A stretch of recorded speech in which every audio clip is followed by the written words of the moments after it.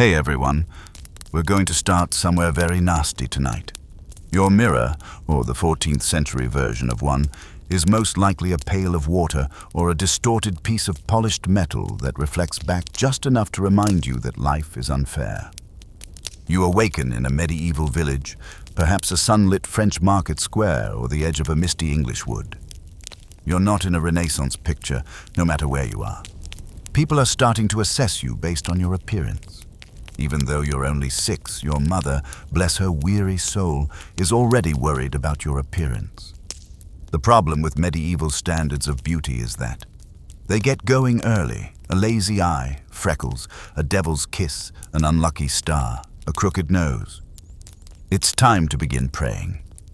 Being beautiful is your only chance to advance in life if you're a girl. You're still not safe if you're a guy, but at least your cheekbones won't be used as a barter. Let's assume that you are the unfortunate type. Too easily, your skin gets tanned. The color of your hair is incorrect. Additionally, your cheekbones are round by nature rather than stylishly sunken. Bad luck. Because beauty wasn't merely a social gain in the Middle Ages, you're already starting life at a disadvantage. It was money. It served as defense. It was a matter of survival. Someone might feed you, marry you, or at least not accuse you of being possessed if you were attractive enough. The worst part is still to come. What they deemed lovely was frequently the exact reverse of what nature provided. To begin with, it was necessary to be pale. We're not referring to a lovely tone of dewy porcelain. No, we're talking about how it's been 3 years since I last saw the sun. Pale. It's the kind of pale that indicates you either planned too soon or died recently. Why? Since it implied that you didn't work outside. Only laborers and peasants were browned. It was assumed that you were wealthy, sophisticated, and spent your days indoors pondering lofty things like poetry or needlework, or reflecting on your mortality in dramatic proportions if you were a pale person. In order to make their complexion even lighter, noble children, especially girls, were shielded from the sun and occasionally covered in strange pastes. We're talking about clothes soaked in chalk vinegar and even lead powder. Indeed, take the lead. Whether the women of court knew it was slowly killing them or simply believed it was worth it is still up for debate among historians. In any case, internal organ damage is the epitome of a bright complexion. On the other hand, society did not view you as rugged if you were a peasant child with sunburnt rough hands and obvious muscular tone from lifting hay. You were offensive to them. They thought you were too earthy, too healthy-looking, and just plain too real. And that dark little blotch could be a sign that you were destined to become a witch, a curse or an omen if you were born with a birthmark. At birth, some midwives even attempted to wash them off with what? Naturally, salt and vinegar. A briny welcome to the world is the best. Imagine, however, that you are among the fortunate few who are born with pale symmetry and are able to move across a room without tripping over your tunic. Congratulations, you have won the lottery for medieval beauty. The actual work now starts. Because once you're deemed attractive by society, you're expected to keep it up every day with no privacy, no contemporary grooming equipment, and a skincare regimen that consists more of prayer than moisturizer. Children were trained to regulate their body, posture, and facial expressions from an early age. Excessive smiling was regarded as impolite. Premature aging and laugh lines. Furthermore, having acne was not only regrettable, but also sinful. It was believed that pimples were a physical sign of spiritual impurity. In order to give your skin a uniformly awful texture that people may begin to refer to as noble suffering, you'd better wish for a miracle, or at the very least, a convenient case of smallpox. Here's a cool detail now. Tears were supposed to make the eyes shine and the cheeks flush, so girls were encouraged to cry a lot, not because they were depressed. It resembled contouring from the Middle Ages, alluring, romantic, dead inside, and with red, swollen eyes. Before going out in public, some even bit their lips or squeezed their cheeks to mimic the appearance of being affected by emotion or perhaps hay fever. And do you recall how braces are used on children today? Crooked teeth weren't fixed back then. They were dismissed, made fun of, or associated with your character. Teeth gaps, indication of lust. Overbite. You might be cursed. However, there was no such thing as dental care. You just had to endure the agony, the condemnation, and the potential for an early death from a jaw infection unless you were wealthy enough to hire a barber surgeon to extract your teeth when they ached. Nevertheless, one cruel young person persisted despite all of these condemnations. Being young means having more value than just your feelings. You were literally more valuable to some Lyrist nobility as a possible bride-ervant or plaything. People began treating you like spoilt milk the moment you turned 14, for example. The countdown started the moment you reached adolescence, and beauty was ephemeral.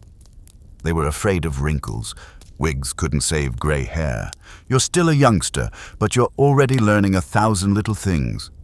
How to tilt your head to reduce the size of your chin. How to appear more ladylike by walking quietly.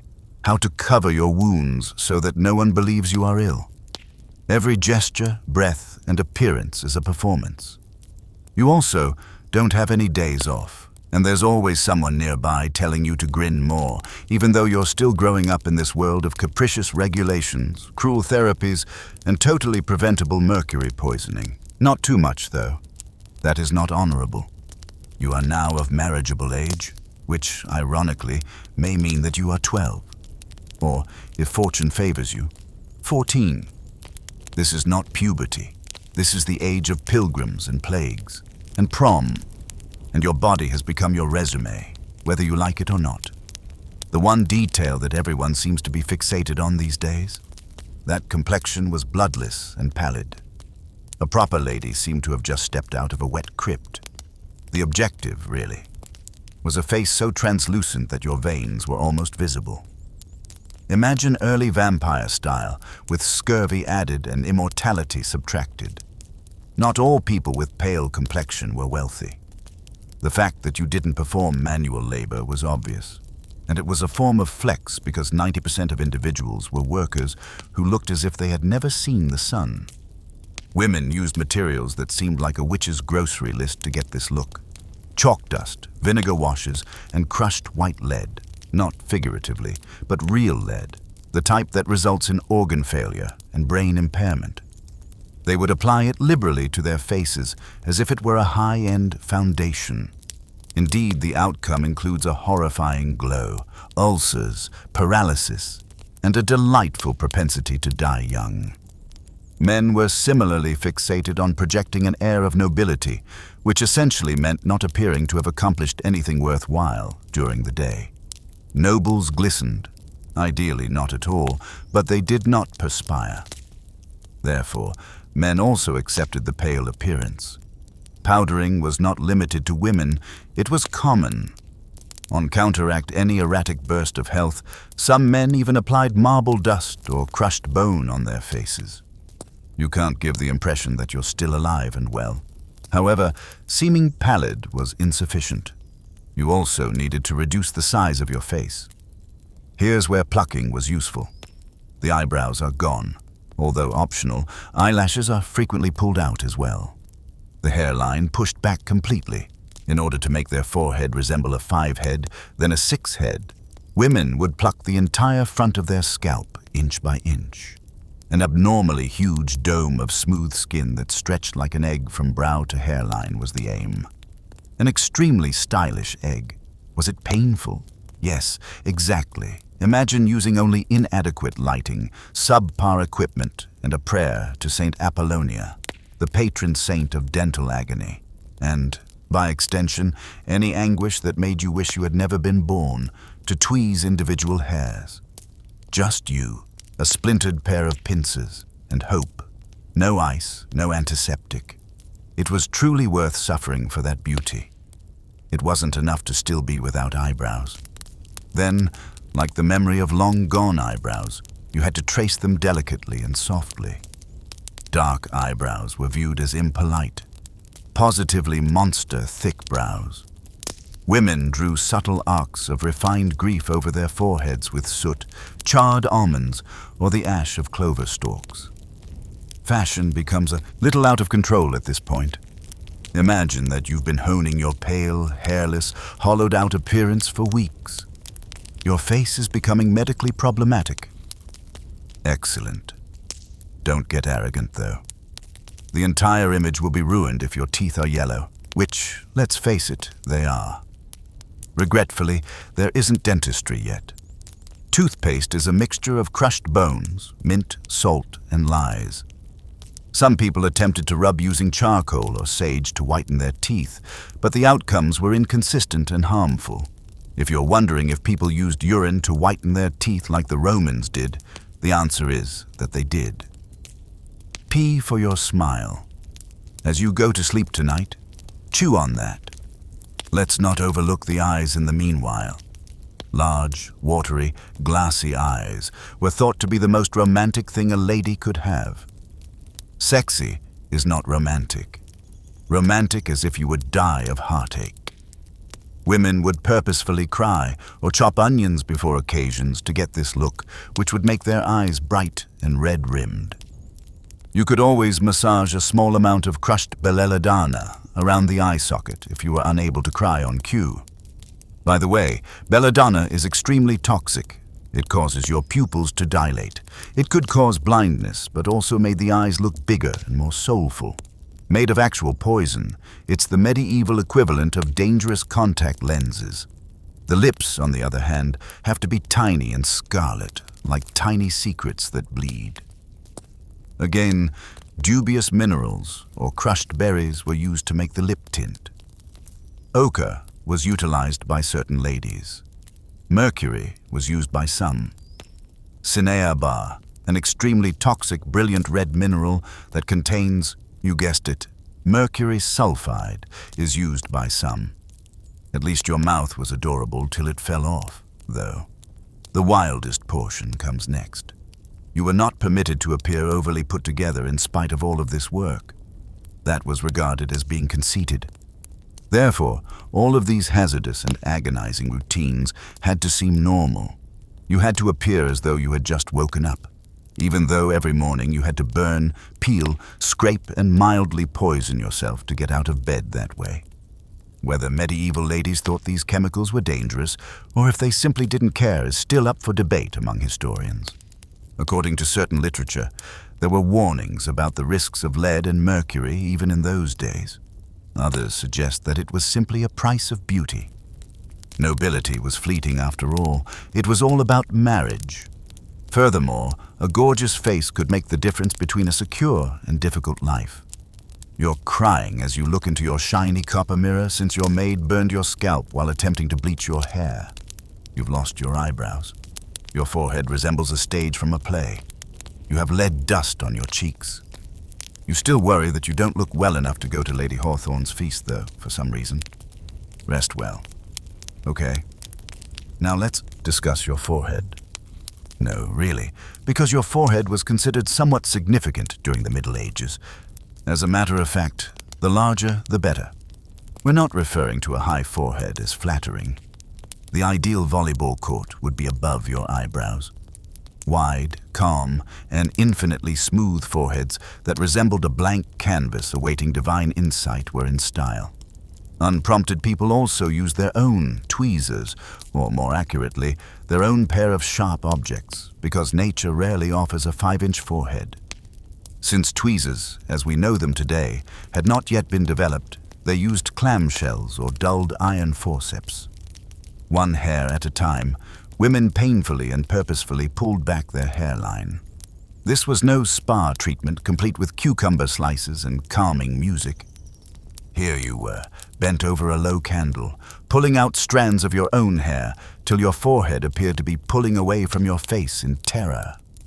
Additionally, they continued after a single pluck session. Not at all. It was a daily occurrence. You have to maintain your huge forehead for the rest of your life since hair has the gall to grow.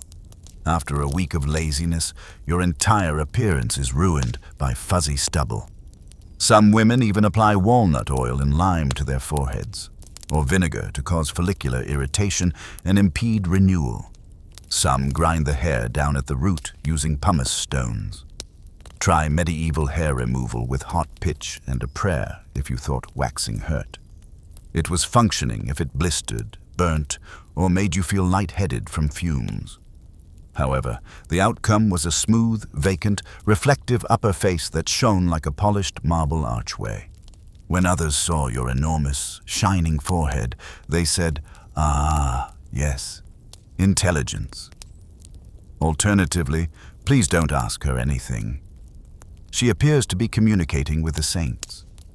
Furthermore, this fixation with the forehead went beyond appearances. It was entangled with medieval notions of virtue and temperament. A wide forehead conveyed dignity, consideration, spiritual profundity. Primitive, animalistic, low hairline. You appeared more suspicious, like a cunning fox, the closer your brows were to your eyes. Everyone, of course, pulled their hair back until they appeared constantly shocked to be alive. Imagine completing all of this without using glass mirrors. You had a polished bronze disc at best. Half the time, you had to guess how you looked because it distorted your mirror like a funhouse. Have I gone too far? Was more of an existential question than a beauty one. But wait, things will improve.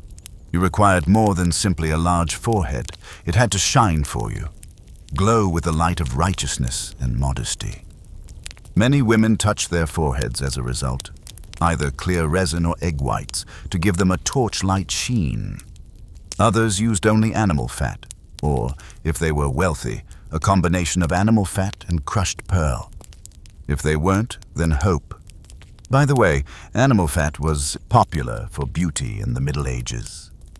Melted into hair to control flyaways, used to lips to avoid chapping, and smoothed over face to provide gloss. Was there a smell? Most likely. Were insects drawn to it? Of course. Was it all worthwhile if Sir Geoffrey said you looked radiant? It was, of course. The extremeness of the forehead fixation also affected the way individuals wore veils and hoods. In order to show off more of their foreheads for admiration, noble women began to drag their headdresses farther back. It was a subtly stylish boasting. I have plucked this far, yes. No, I haven't finished. Men weren't entirely exempt from this, even though the majority of it was aimed at women. The hairline arts were also experimented with by male courtiers who wished to look sophisticated. For religious purposes, some people shaved the tops of their heads in a fashion known as the tonsure, while others did it only for aesthetic purposes. A bald patch to lengthen the face and flaunt that lovely medieval skull real estate. Not to be overlooked are the eyebrows. Brows had to pull back as the forehead grew. The ideal brows were thin, light, and almost undetectable. Unthinkable thick brows. Some even use quicklime or lies to bleach their eyebrows. Yes, the acidic material used to decompose corpses is lime. In cemeteries, apply a small amount to your face. What might go wrong? The irony comes next. You had to lightly, faintly, like two fading wisps of smoke, draw new brows on after you had removed your natural ones. Perfectly shaped, delicately arched, and positioned so cool above the eyes that they appeared to be trying to break free from the rest of your face. It was exhausting, if all of this sounds that way. Furthermore, it didn't even ensure that you would be regarded as attractive. Occasionally, the trends changed abruptly. A strong, aristocratic woman could lose favor, and her distinctive expression, such as an especially harsh, browless gaze, would be linked to scandal. Overnight, everyone in the hamlet can begin chatting about how your forehead made you appear unwholesome. Whether these patterns were self-inflicted or imposed by social pressure is still up for debate among historians. Did women really think this improved their appearance, or were they merely attempting to get by in a system that treated them like auction animals? Most likely both. Beauty in the Middle Ages was more than just personal preference. it was a means of surviving. Therefore, keep your medieval sisters in mind the next time you're griping about eyebrow care. Not all they were doing was tweezing. Gazing into distorted metal mirrors, they were creating their identities one agonizing pluck at a time, believing that suffering equated to beauty. It wasn't merely superficial either. These decisions shaped your morals, social standing, and spirituality. It was a sign of belonging to the cultured elite to have your forehead plucked. To depart from your untouching the hairline seemed almost defiant. A claim, or worse, proof that you were unaware of the horror. If you're fortunate enough to have a vanity, you sit at it while iron, fat ash, and vinegar odors fill the air. Your brows are a dim memory. Your face is raw and red, and your forehead shines like a finely plated dinner plate. Even yet, you question whether there is enough time to discuss hair as you get ready to enter the town square, court, or mass. Or, more precisely, the medieval desire to burn your scalp in order to transform whatever hair you had into the exact tint of glorious gold. Because congratulations if your hair wasn't naturally blonde. You've just earned a lifetime of chemical agony and trial and error. The ideal hairstyle throughout the Middle Ages, especially for ladies, was blonde. Why? Because it was seen as incredibly alluring and angelic pure. The Virgin Mary, who was frequently portrayed with golden hair that cascaded in divine waves, can be attributed to medieval paintings. Add a little classical mythology, where Olympus was controlled by blonde goddesses, and Boom's blondness became seen as a virtue. They chose to force themselves to be blonde because, of course, most people weren't blonde. The preferred home cure consists of stale urine, vinegar, ash, crushed flowers, and a little sunlight. Indeed it is. You would make a potion by combining equal parts desperation and alchemy, then apply it all over your hair. After that, you would sit outside in hours of exposure to the scorching sun while clothed and bathed in this medieval bleach allowed the UV rays to activate whatever it was intended to do. Your hair burnt, your scalp stung, and you risked going bald if you did it incorrectly. Solar bleaching was the term for this phenomenon. And among ladies who were yearning to imitate the sacred golden hues of the wealthy, it was extremely popular. Let's just say you weren't playing tricks on anyone with the stench. It was a mix of regret, burning plants, and ammonia. However, if it succeeded, if your dark hair even slightly lightened, you walked into church as though angels were kissing you and carving you out of ivory. Let's now discuss head coverings. The majority of women wore veils, wimples, or public hats to cover their hair. However, this did not negate the scrutiny of hair. On the contrary, when a lady was not veiled, the appearance of her hair was quite important. In private, a lady of distinction may let her hair fall down and brush it to highlight its softness, color, and length. Hair was a complete paradox. It was both erotic and symbolic. Even if you were meant to keep it a secret, everyone nonetheless made assumptions about you because of it. You were in danger if your hair was too dark, too wiry, or, heaven forbid, beginning to turn gray. Women, therefore, began using more treatments, such as egg whites for shine, crushed rose petals for fragrance, and goose fat to control frizz. Hairdressers may even be owned by wealthy women. That was a job indeed, who scented, curled, and braided their hair every day. Women are poor. With the hope that no one would look too carefully, they simply tied it back with a strip of linen. However, this went beyond cleanliness and color. Volume and texture of hair were also important. Thick, long hair was considered a sign of good health and fecundity. Illness, sin, or thin, limp hair, sometimes both. You may be accused of moral faults if you have dandruff, if lice or sickness caused you to lose your hair. It was rumored that you were being punished by God, either because of your own vanity or because of karma.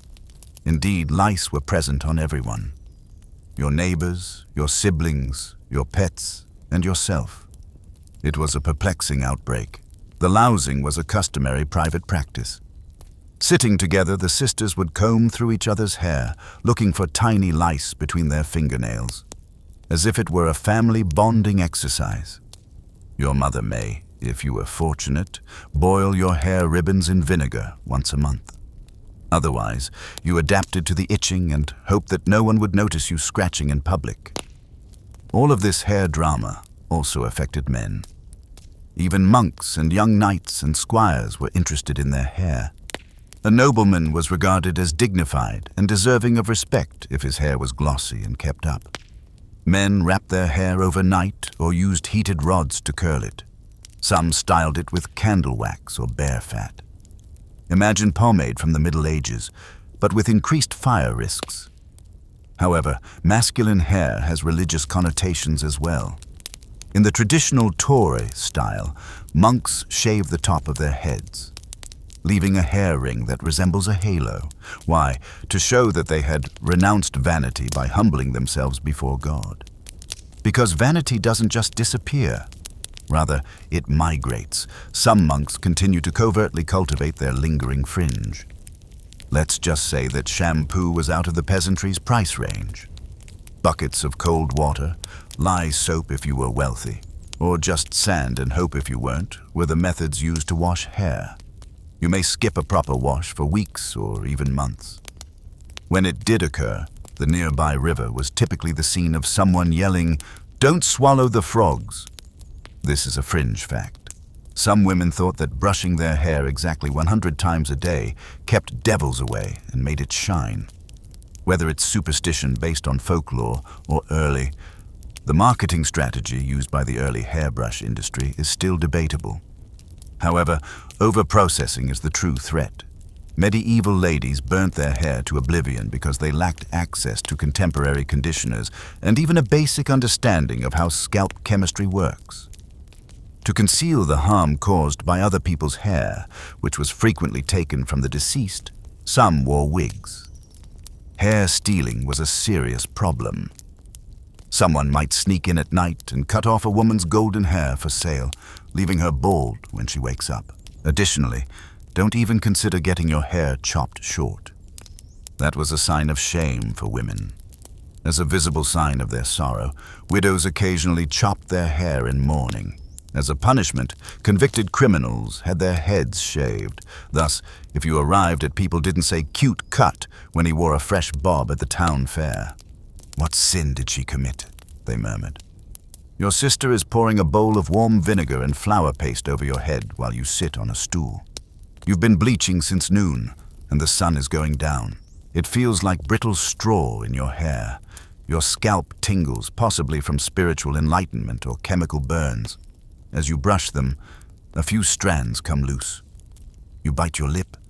Blonde hair is a sign of beauty, and safety is comparable to beauty, isn't it?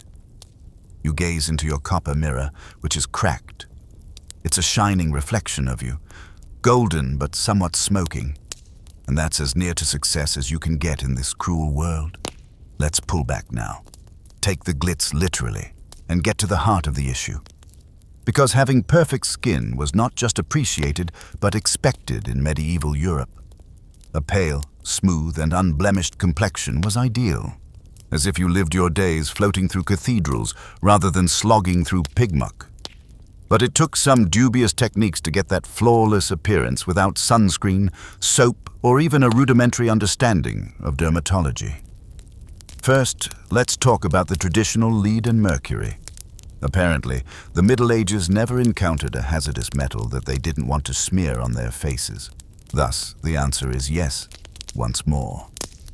The preferred method for lightening skin was white lead paste.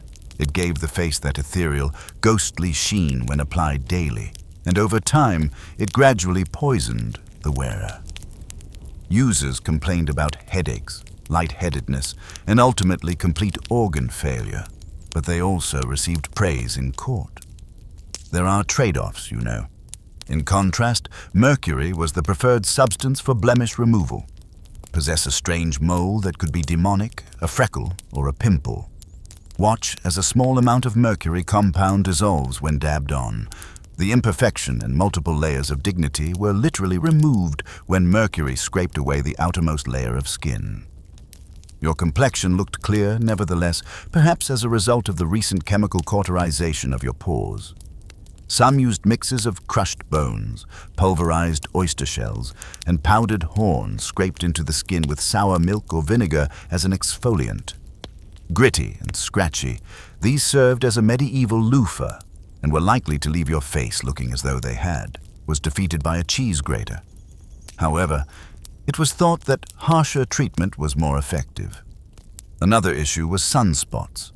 People applied alum vinegar and chalk paste to places because they didn't want to acknowledge they had been outside engaging in peasant activities.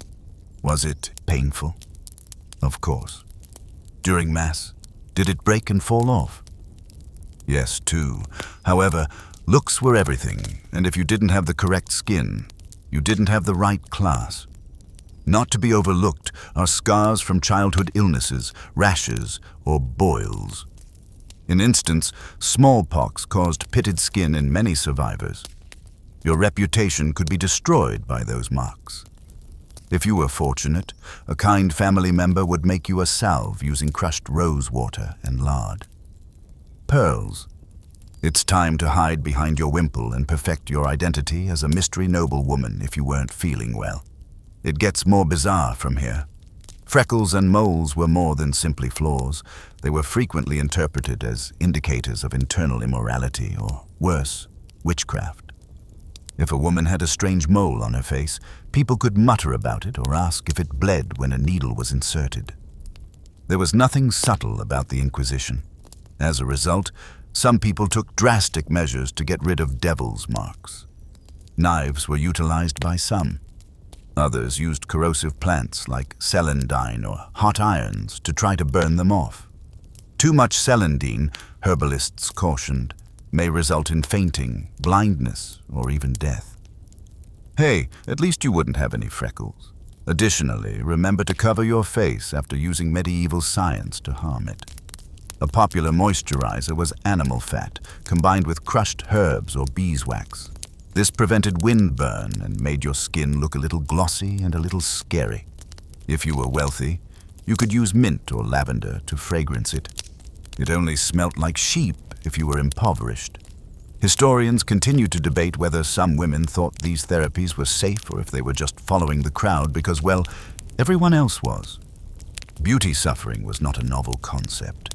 It appeared to work better the more it hurt. According to this reasoning, women were prepared to release blood from their foreheads and cheeks in order to increase circulation and brighten the face. Just a little bloodletting before dinner, you know. Furthermore, not every treatment was authorized. Additionally, there were folk cures that were handed down from the local bored nun who experimented with botany and grandmother's hedge witches.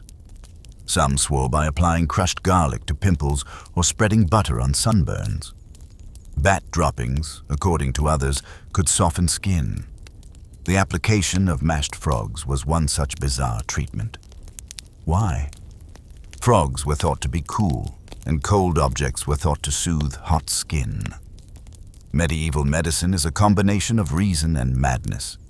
Now keep in mind that most people still live in a time before mirrors. You didn't inspect your appearance yourself then. Others made judgments on it.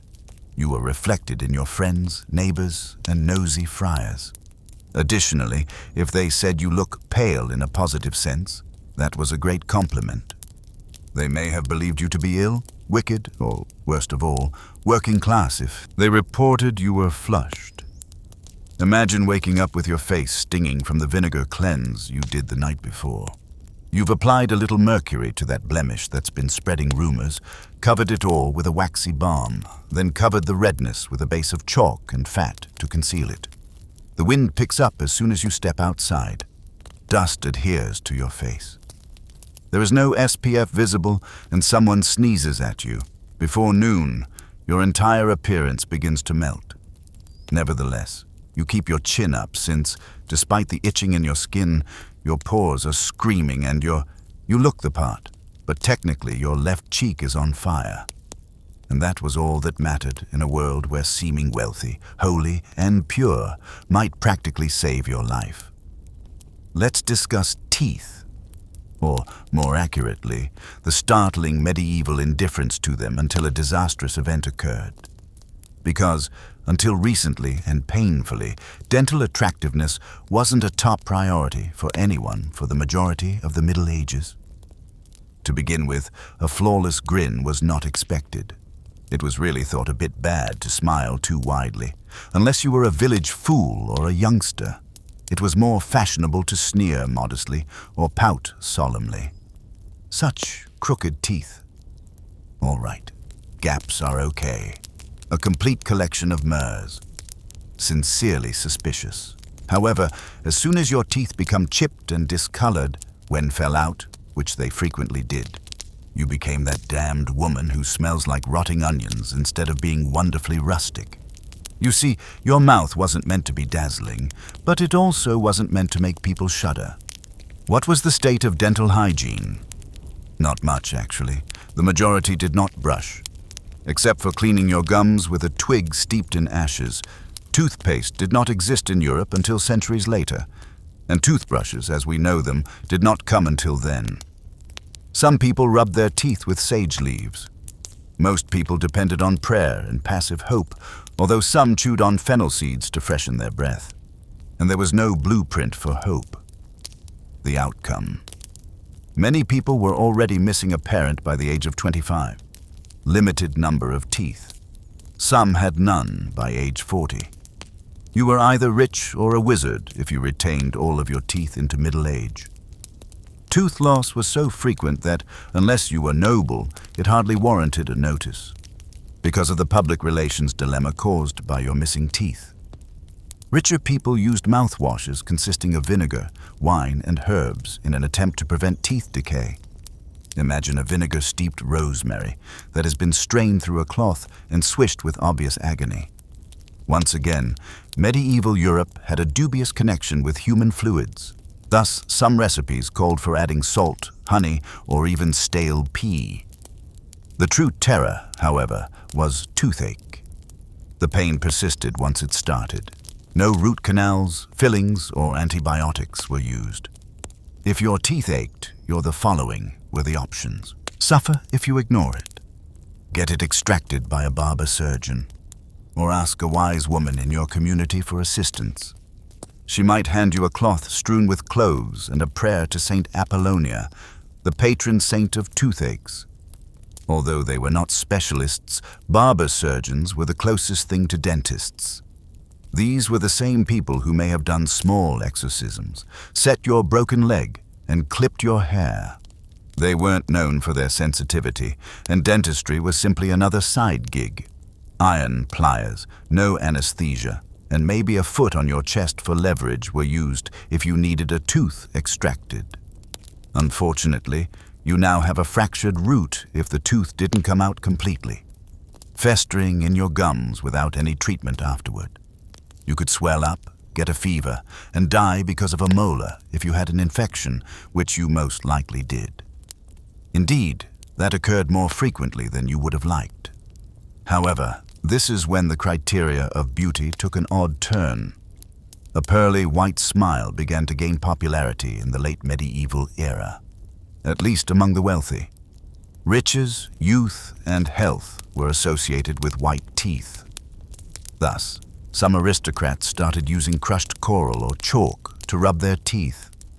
The aristocracy chewed licorice root for its gentle whitening effects rather than its sweetness. Others used powdered sage or scorched rosemary. Unfortunately, some people scrubbed too hard, wearing down the enamel and exposing delicate nerves. One eager nobleman. In a poetic way, the woman is said to have polished her grin to the point where her teeth fell out. Pain is beauty, isn't it? Additionally, there is proof of crude dentures. Wealthy people occasionally ordered replacement teeth made from dead people's teeth or wood bone. Yes, you could attach a peasant's mare with thread and wire to your own jaw. It was uncomfortable, if that sounds like that. However, it was preferable to wearing a jack-o'-lantern smile to court. However, the answer was easier for the average person. Just be careful not to speak too loudly, and talk modestly if you must. Whisper. Take a look below. Use a well-timed goblet or your sleeve to conceal your disgrace. In portraiture, when you were fortunate enough to have one, people hardly ever smiled, in part because it wasn't trendy and, more importantly, because nobody wanted their dental catastrophe immortalized in oil paint. Historians continue to debate whether the generality of tooth loss or people's actual indifference made it more acceptable. Beauty standards may have just changed to accommodate the populace. No one does, unless someone does when everyone has poor teeth. The entire standard shifts after that. The gender gap is another. Bad teeth were more acceptable for men, particularly if they were laborers or soldiers. Character was enhanced by teeth gaps and scars. In contrast, women were required to maintain appearances. A marriage could be ruined by a missing front tooth. A social death with a foul-smelling mouth. Some urgent attempts to freshen their breath resulted from this. People chewed fennel, parsley, mint, cloves, or anise seeds. They spit out vinegar or wine. Rinsing with boiled goat's milk and honey was one particularly daring treatment. Then applying a lavender-soaked ball of wax to your cheek in the manner of a medieval breath mint. It may or may not have been effective, but at least it diverted your suitor's attention off your slowly disintegrating incisors. Now imagine this. You are getting ready for a feast. You have powdered skin. There are thin lines on your brows. Your hair is brittle and bleached. Your murs feel loose after applying crushed sage to your gums. Nevertheless, you have a closed-mouth smile that appears enigmatic rather than missing murs. You take a drink sip, diluted wine, and hope that one of your teeth doesn't publicly betray you tonight.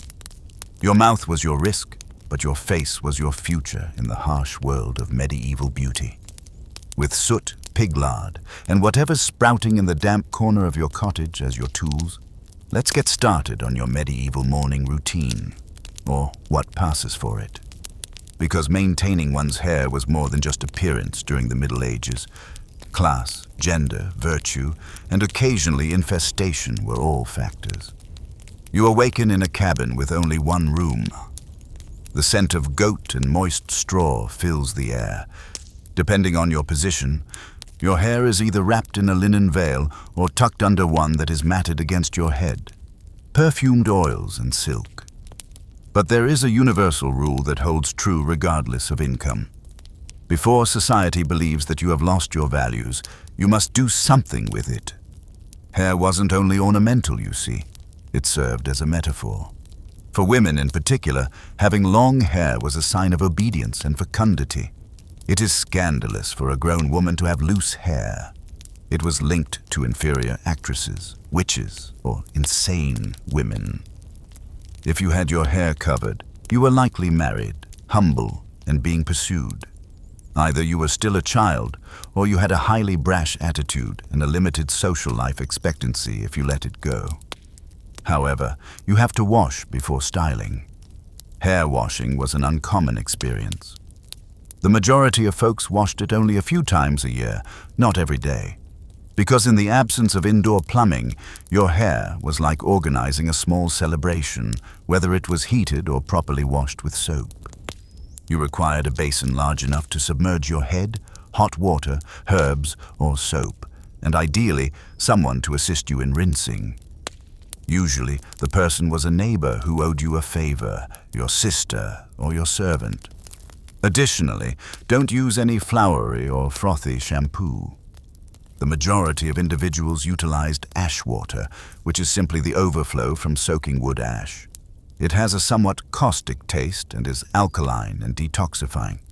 For scent and scalp health, wealthy people may simmer chamomile or rosemary, nettles in water. Animal urine may be used by the less fortunate. Why? Due to the fact that pee contains ammonia, which kills lice and lifts oil. Yes, exactly. You used week-old urine to disinfect your scalp and bleach your roots. Conditioner. It was only oil. or fat. To make the strands lie flat, goose fat, bear fat, tallow was brushed through them. It did smell. However, it did function as well. If you were wealthy, you could cover up the smell by infusing the fat with mint or rose petals. Otherwise, dogs would follow you out of habit, and your hair would leave a trail wherever you went. Let's move on to style. Only use a comb if you have one. Combs were valuable items that were frequently carved from ivory or wood bone. The excellent comb was handed down through the centuries, and by the time it got to you, it was frequently, literally, licked. You would sit on your hair to disentangle it, a stool as someone frighteningly pulled through the knots. Just sheer willpower and the occasional yell of, "Hold still or I'll scalp you." No conditioner or detangler. Then there were lice. Yes, there were lice throughout the world, like taxes, starvation, and speculating over whether that cough was a sign of disease. At one time or another, almost everyone had lice. The only question was how many. Wealthy people may manage it by regularly combing, rinsing with vinegar, or sleeping with wormwood-soaked cloth beneath their mattresses. The poor people only scratched. To entice lice away from their scalps, some even wore lice traps, which are tiny leather pouches filled with herbs that are pinned to their collars or head coverings. Was it successful? Still, historians discuss if it simply provided them with a change of scenery or if it repelled lice. And there was mange for those who were especially unlucky. Human management, that's correct.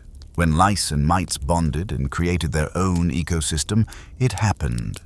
Shaved heads, sulfur paste, or encasing your skull in warm bread dough for the night were among the treatments.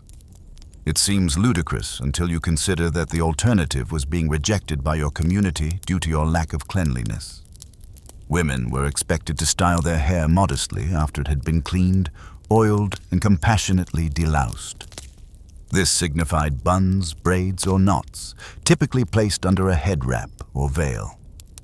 Wimple. When it came to festivals or feasts, young girls wore their hair unbound. Married women are always covered. Not all veils were religious. They served as both reputational safeguards and fashion statements. And it was elevated to a new level by noble women. Intricately braided towers, extensions with gold thread, and wire cages behind their veils to provide structure. Some styles strained the neck because they were so hefty. Others needed hours of planning and help from servants who may have been using the previous lady's hair grease.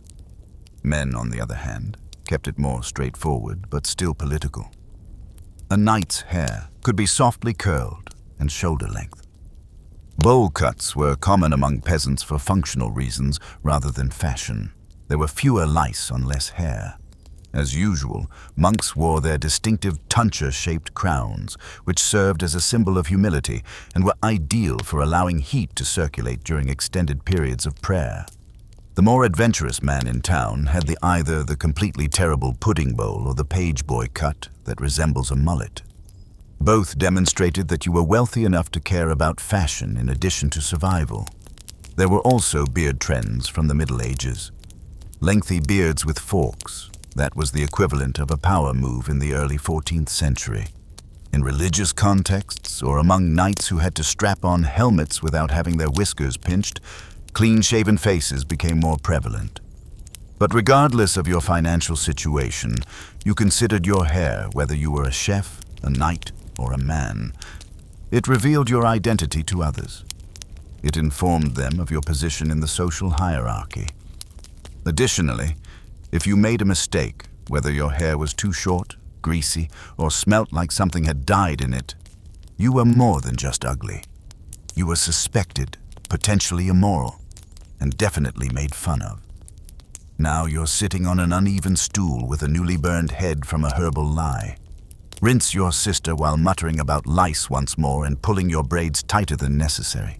Pulling your veil over the top, you tuck each strand in like it's official documentation. You stand with a tense neck and goose grease dripping from your scalp-tingling braid. And you make an effort not to smile as you enter the city. You don't want to break the paste in your hairline, not because you're unhappy. At least by 14th century standards, you appear flawless. At last, you arrived in town with your head wrapped like a devout nun and your skin powder-covered forehead shining like a newborn's knee. And now for one of the most puzzling beauty decisions of your whole medieval existence. Your eyebrows whole rubber. Indeed. Either burned off using caustic agents, shaved, plucked, or gone. Too realistic, too expressive, and too earthy were the logic eyebrows. A pair of fuzzy caterpillars fluttering over your eyes whenever someone brings up the plague or taxes is the last thing you want if you're striving for heavenly angelic serenity. Since razors weren't common in homes, you get out your little sharp knife and carefully, slowly, scrape off your brows one at a time. Just muscle memory and faith, no mirror. You have an infected slit over your eye because you nicked yourself too deeply. If you don't nick enough, you still have stubble that turns you from a sophisticated courtier into a bewildered hedgehog. Why do historians still disagree about this? According to some, it was done to make the face appear longer and more heavenly. Others assert that purity through face emptiness was a religious concept. Or perhaps it was just style. It is done by one lady of distinction. After others imitate, everyone is soon strolling around with a forehead space that appears to be appropriate for an exhibition of modern art. And guess what happens after the brows are gone? It is time to redo them, but not in the same way that we do now with our well-lit bathrooms and precision pencils. Instead, you use vinegar to ground a piece of soot or a burned clover stem from your fireplace into a paste. Or spit, then gently smear the too thin arches that once held your eyebrows. Looking realistic is not the aim. The idea is to appear far away, as if your eyebrows perished in a tragic poem, and you continue to grieve for them. And that wasn't simply a problem for women. Men occasionally did the same, particularly those in the clergy or the courts. A raised brow replied, "I have time, money, and the emotional capacity to care about aesthetics, which in medieval terms made you practically divine." It wasn't always voluntary, though. People naturally lose their eyebrows because to eczema, lice burns, and other skin diseases, and you received fashion points rather than pity. "She's recuperating from boils, I see. How elegant." It was really difficult to distinguish between tragedy and trend, literally. At times, eyebrows were bleached rather than simply disappearing. Women were thought to be more sensitive, therefore they wiped their brows with sour milk or quick lime to make them white or yellowish blonde. The end effect is an angry, spotty forehead that vaguely resembles an owl that has been plucked. You also have choices if your regrowth didn't cooperate. Applying vinegar and crushed ants to your forehead was one method. Fox bile, according to another, would prevent the hairs from growing back. Burning, swelling, and the ongoing possibility of smelling like a forest corpse were among the side effects. However, you were free to live your best medieval life as an angel who was always taken aback if your brows didn't return. Additionally, it's important to note how much emphasis was placed on symmetry. People would notice if your drawn-on eyebrows weren't exactly visible. A crooked brow could be an indication of intoxication, witchcraft, or a challenging personality. You would think they had more pressing issues, such as starvation, but they didn't. Priority one was your eyebrows. Now consider the logistics. You've been preparing for a feast for hours. It took 15 minutes to refine the two delicate lines of charcoal that make up your brows. They dissolve as you step outside in the rain. You appear to have just sobbed and are squinting in the torchlight. People look at you. You are presented with a handkerchief. You make a clumsy laugh and act like it's the newest avenue fashion. The relative of the brows, the eyelashes, has not even been discussed. These two were occasionally taken out. Why? Because passion was linked to lashes. And nothing proclaimed purity more than a lashless stare in a society where virginity was the definition of beauty. So the tweezers, or more frequently, a sharp fingernail and monastic tolerance come out, removing each lash individually. It is painful. You cry. However, you quickly resemble a porcelain doll due to your bad choices. There were many who resisted, of course. Some authors made fun of these beauty fads. They accused women of employing witchcraft to stay in style or penned poetry about women who resembled peeled fruit. Natural beauty was superior, according to a few courageous individuals. For the most part, these people were disregarded, because in the end, removing your lashes and eyebrows wasn't just for show. It has to do with control. A woman who was too outspoken or daring was too much for society to take. As a result, it taught her to remove her feelings, cleanse her thoughts, and use a courteous little curve of quiet over each eye. It's your time now. You sit in front of a bucket of calm water, a twisted spoon, or your own mirror. The light flutters. Your sister gives you a broken quill and some ash. You tightly stretch the skin, close one eye, and draw very precisely. One line, followed by another. They're not even. You wipe them off and keep trying. At last, you obtain something that is acceptable. Above your lids, there are two dim ghosts, perfect, empty, and elegant. You inhale the air flavored with smoke, and ponder briefly how you might appear with actual eyebrows. The idea disappears. With those whisper-thin arcs of stylish absence, you cover your head, lower what's left of your lashes, and enter the hall as if you were born with them. Your face is now flawlessly powdered, plucked and powdered once again. It's now time to focus on the remainder of your physique, because being beautiful in medieval Europe meant more than just having a good head. It stretched downhill, and the farther you walked, the more painful it became. Now let's discuss shapewear.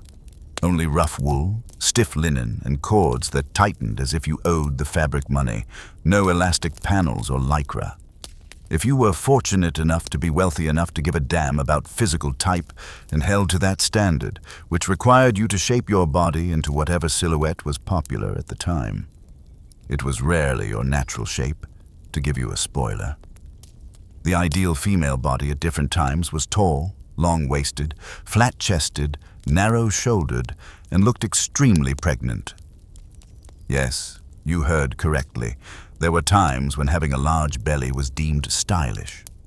Although genuine pregnancy was also common, this was not about that. The goal was to create the appearance of fecundity, which is similar to carrying a billboard for fertility with you everywhere you go. Women used a garment known as a kirtle, which was reinforced with stiff fabrics and tightly laced to obtain this look. A chemise or shift below it would hardly cause chafing. Soft seams and elastic waistbands were absent. If you were fortunate, your maid was skilled at making you look elegant without suffocating your blood flow by tying you up just enough. Early forms of corsets existed, but they weren't yet as popular as they are now. Wood horns or even metal strips can be used to strengthen bodies. You went slowly, took deep breaths, and hoped that nobody asked you to dance after supper. Congratulations if your chest flattened and your tummy swelled out. You were popular. Now, anything you could sew together would serve as your shapewear if you were impoverished. Excessively tight aprons and rope belts. Because you had mud to wade through and crops to harvest, you might not bother at all, or you might tuck additional fabric under your tunic to give the appearance of a round belly. But you would try if there was a festival approaching. Perhaps guys weren't exempt either. The male form of fashion was very diverse. There was a time when a slim waist and big shoulders were the ideal triangle shape. The cushioned doublets in another made your chest swell like a cocky rooster. Hose, basically form-fitting leggings, were so exposing and tight at one point that people wrote angry sermons about them. They were described as windows into sin by one preacher. He was not mistaken. And those hose aren't enjoyable. Laced up the back, usually made of linen or wool, and prone to sagging at the worst time. If you were wealthy or egotistical, you would wear a codpiece. Indeed, some men filled theirs with padding, socks, and ambition. But let's get back to ladies. The true threat lurked behind all those layers: sweat, body heat, and inadequate ventilation. Nobody was very concerned about hygiene, but fashion frequently made matters worse. Clothes were not routinely cleaned. To cover up the stink, they were instead aired out, sprinkled with herbs, or dusted with powder. A fungal fantasy, wearing layers of tight, unclean fabric in the heat. Posture followed. Being beautiful was more than simply your appearance. It was your posture. Instead of walking, you were supposed to glide. Hands folded softly, shoulders back, head up. That was made easier by a bulky garment. It caused you to slow down and swing like a royal ship at sea. However, it also meant that you would fall like a fallen oak if you tripped. It was also difficult to walk. The shoes had little arch support and were flat and thin. You soon discovered that elegance was a full-body danger when you added in muddy streets, stray bones underfoot, and the occasional pig that wandered the streets. It is still up for dispute among historians whether the women who were subjected to these fashion standards truly internalized them or if they were only accepted in order to function in society. This is what we are certain of. Compliance was not only encouraged, but also required when morality and beauty were connected. Of course, some women rebelled. Most people conformed, however. There were rumors of a widow who let her bodice hang loose, or a baker's daughter who refused to wear a belt. It was more secure. It prevented gossiping among the neighbors. Additionally, it could help you get married, or at the very least keep you from being misunderstood for a vagrant. Indeed, there were publications that provided detailed instructions on how to sit, walk, gesture, and look more sophisticated. According to one of these manuscripts, noble women should move like cranes. This may sound graceful, but keep in mind that cranes are clumsy marsh birds who are infamous for jabbing frog beaks with their beaks. You practiced, though. You worked on your gait, your posture, and your discreet, courteous grin. To maintain the roundness of your tummy without moving too much, you breathed shallowly. Additionally, you added layers of fabric around your waist to intensify the illusion. The paradox seems odd. Real movement had to be suppressed in order to achieve so many beauty ideals.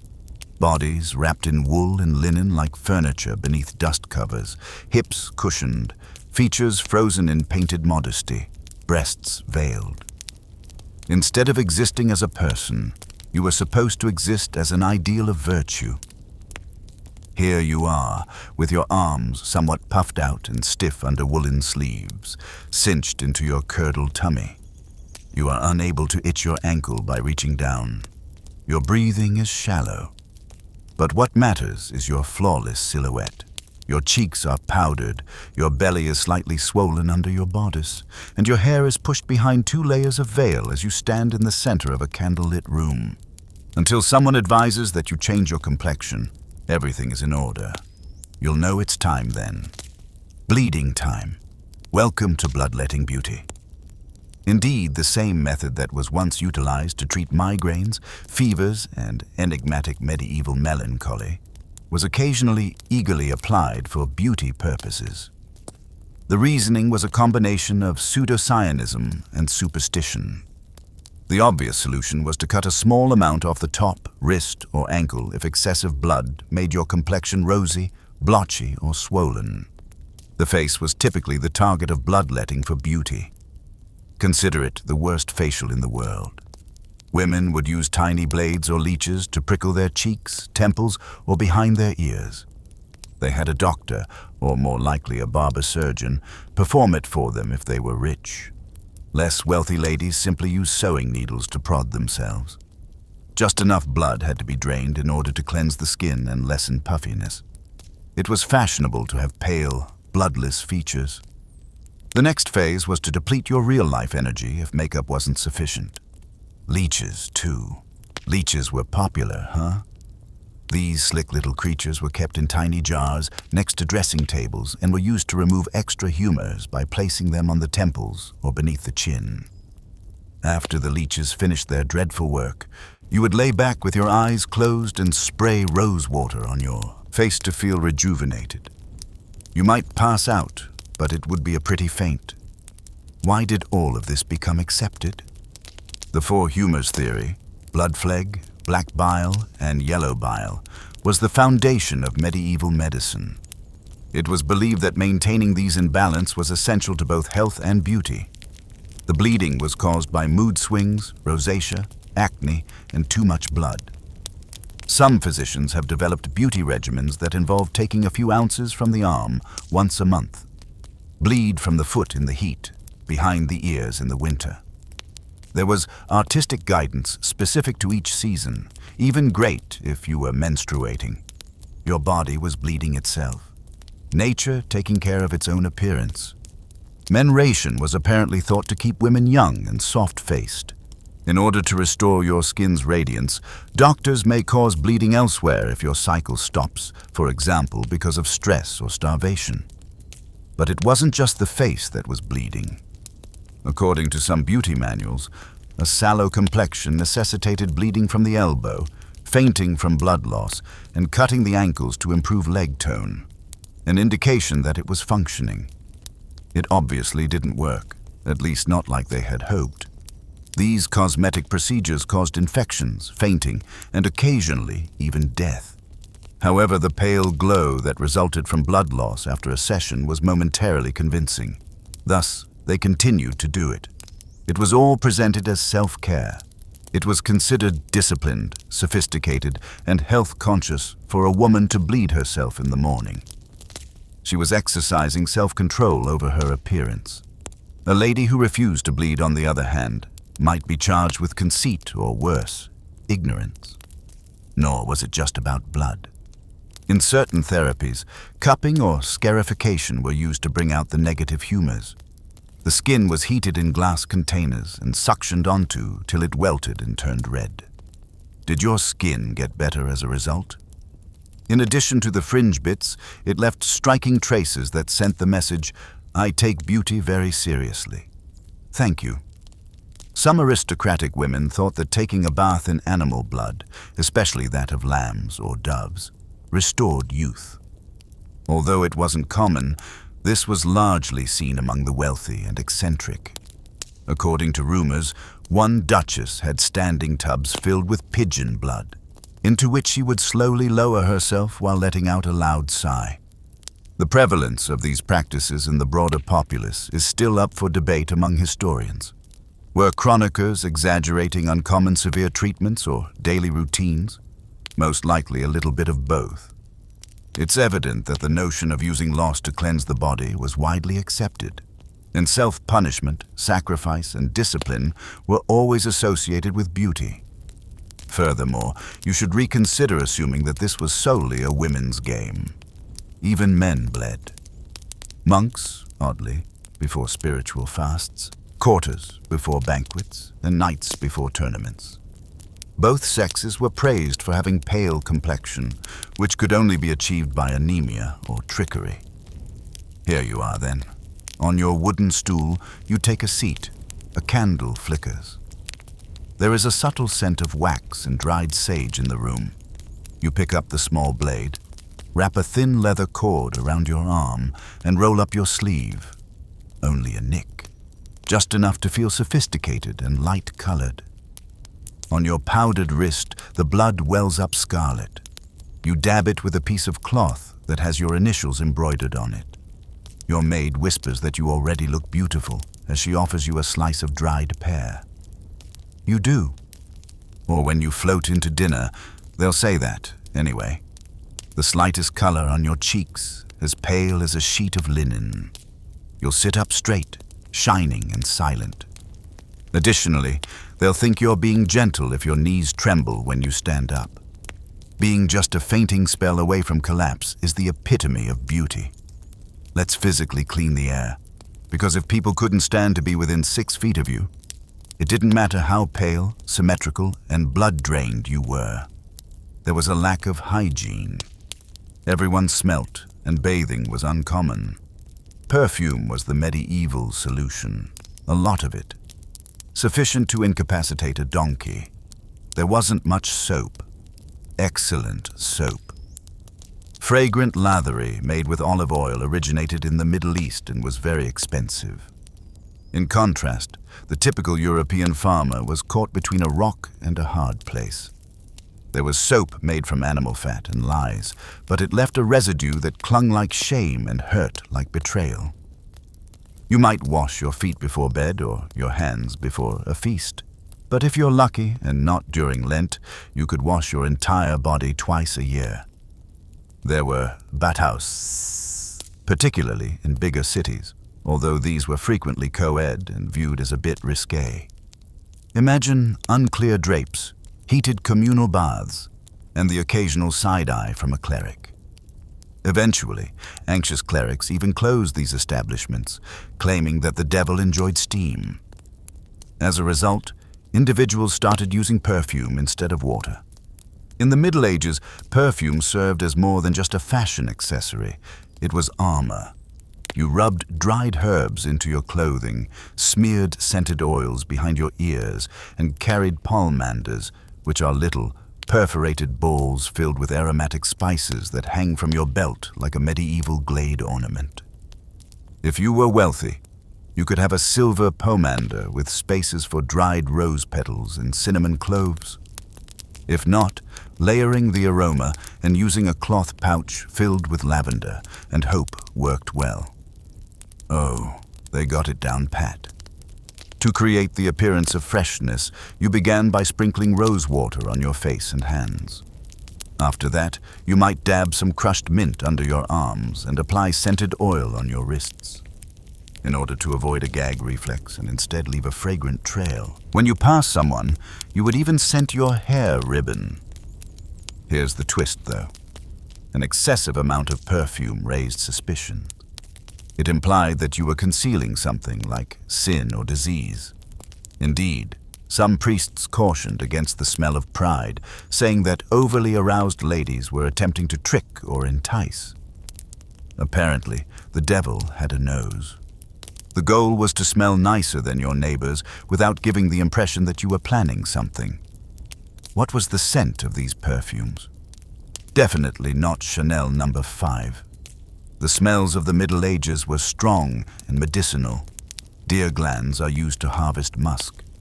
Civet is vomited from a cat's anal gland by Amberis whales. These basic notes were highly valued. They had a strong, earthy scent that was somewhat reminiscent of a woodland magician. However, the results were unexpectedly pleasant, or at least not horrific, when combined with lemon balm or rose sandalwood. And fragrance wasn't just for humans. The clothing was scented. Books, shoes, and gloves were all scented to cover up mildew. To prevent rooms from smelling like wet hay and regret, wealthy households either boiled herbs in pots or burned incense. Candles were used for aromatherapy during church services. Peasants, of course, had fewer choices. Your characteristic perfume would likely be barnyard chic if you lived with livestock in a thatched hut, but you would still strive. Dried lavender might be hung from the ceiling. Perhaps take a stream bath while holding handfuls of crushed rosemary. Consider scraping under your fingernails and crossing your fingers. As a sort of dry cleanse, one folk remedy was to boil vinegar with margam or thyme and then spray the steam over their bodies. Although it created the appearance of cleanliness, it didn't actually clean you. And that was sufficient in an illusion-based world. The perfume treatment even extended to breath. After discussing the horrors of medieval dentistry, let's look at what people did about it. If the priest was still irritated by your breath fresheners included sucking on cloves, eating parsley, or holding scented wood between your teeth. Closing your mouth while praying was advised by certain nuns. The effectiveness of these scent initiatives is still up for discussion among historians. According to others, the typical individual was so accustomed to the smell of smoking, sweat, and decay that they hardly noticed perfume. Others contend that a major component of social survival was fragrance. Your scent did come before you did, after all. It defined you, introduced you, and sometimes let you down. It was political, too. Royals had distinctive fragrances. Preferences were formed by courts.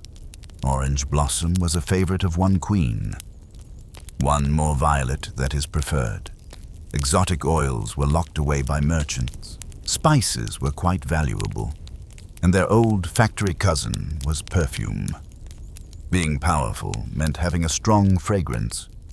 To smell was a sign of disdain. And it wasn't merely a matter of vanity. People actually thought that pleasant scents kept you safe. People tucked herbs into pillows, masks, and pockets during plague epidemics. Like a citrus landmine, they strolled around with oranges studded with cloves.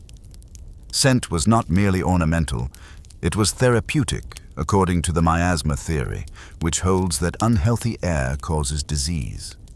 You are now completing your toilet. Your wrists shine with rose oil, but you haven't taken a bath in 2 weeks. Your palmander clinks quietly as you move, and your sleeves have a minty scent. Your neighbor is wafted past. She takes a whiff of the air. Jealousy. You're not smiling. Simply pull the ribbon tighter at your wrist and continue walking. Because scent is more than just beauty in a world without deodorant, it's strength. You've done everything correctly, and the feast is waiting for you tonight. You're plucked, scented, cushioned, and pallid. One more agonizing detail must be mastered before you may go into the hall like a swan on stilts. Hands indeed. The soft, inconspicuous items at the tips of your sleeves. Completely irreplaceable in terms of medieval beauty.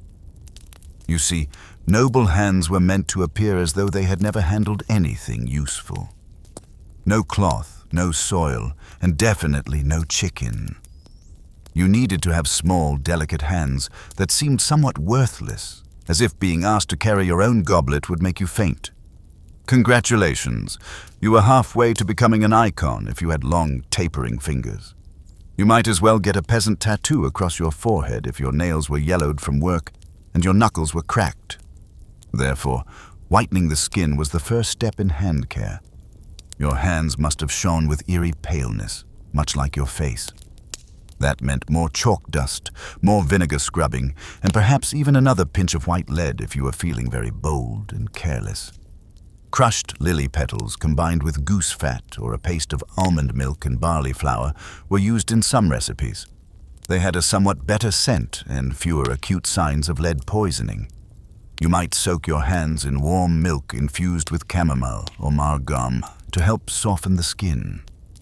This was somewhat helpful until you realized that you had spent the entire day stirring oatmeal or wringing laundry. If you were impoverished, you would only have a bowl of leftover porridge water, hope, and no herbs. Another battleground was nails.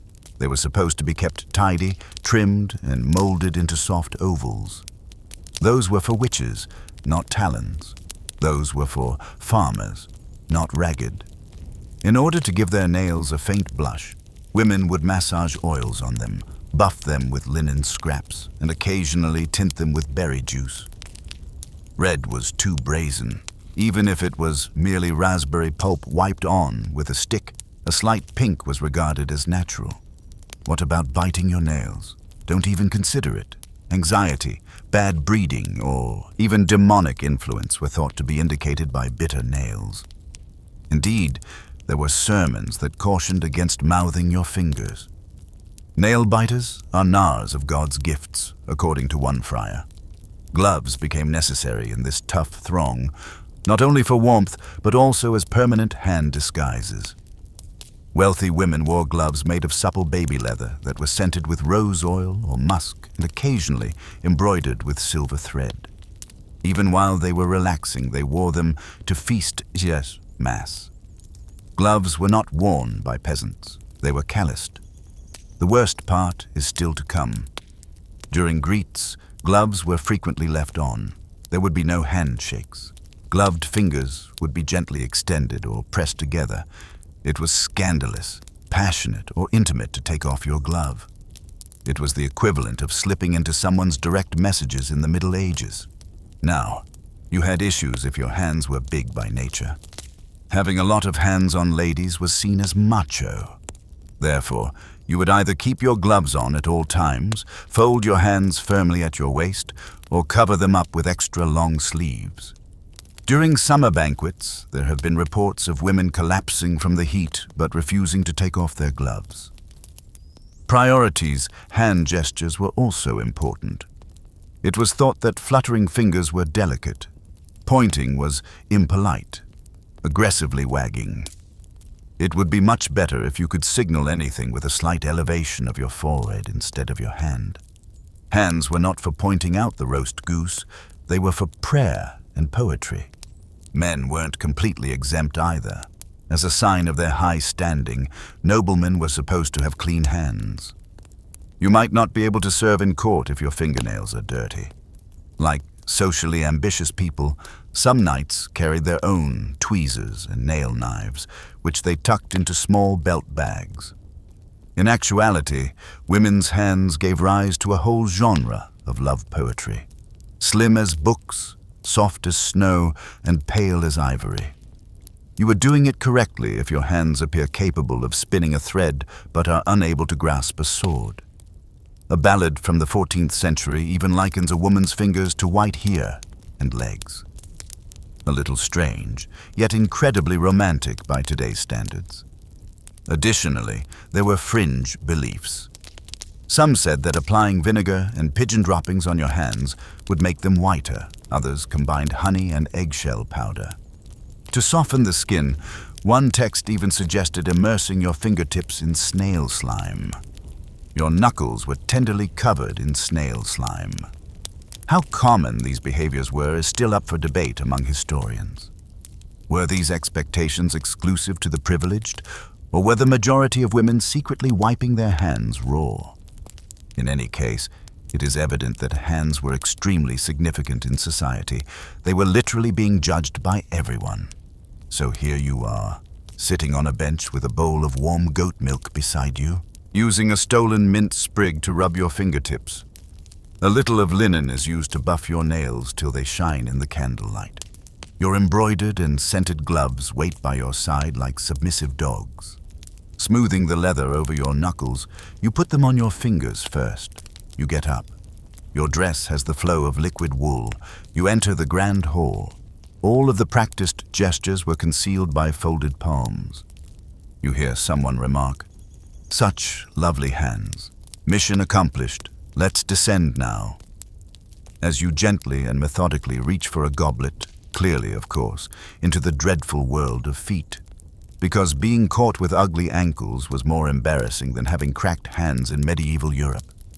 Indeed it is. The same culture that viewed open sewers as a minor danger harbored strong opinions about your lower body. Tucked under layers of leather shoes, stockings, and petticoats, feet were a secret battlefield. Although they were rarely seen, they were regularly judged, particularly if you were wealthy. Your feet have to be little, delicate, and completely incapable of performing any useful tasks, much like your hands.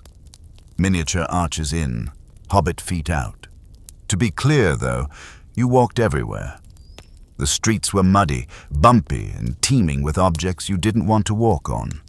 It was expected of even noble women to walk to mass, to marketplaces, or to another person's palace.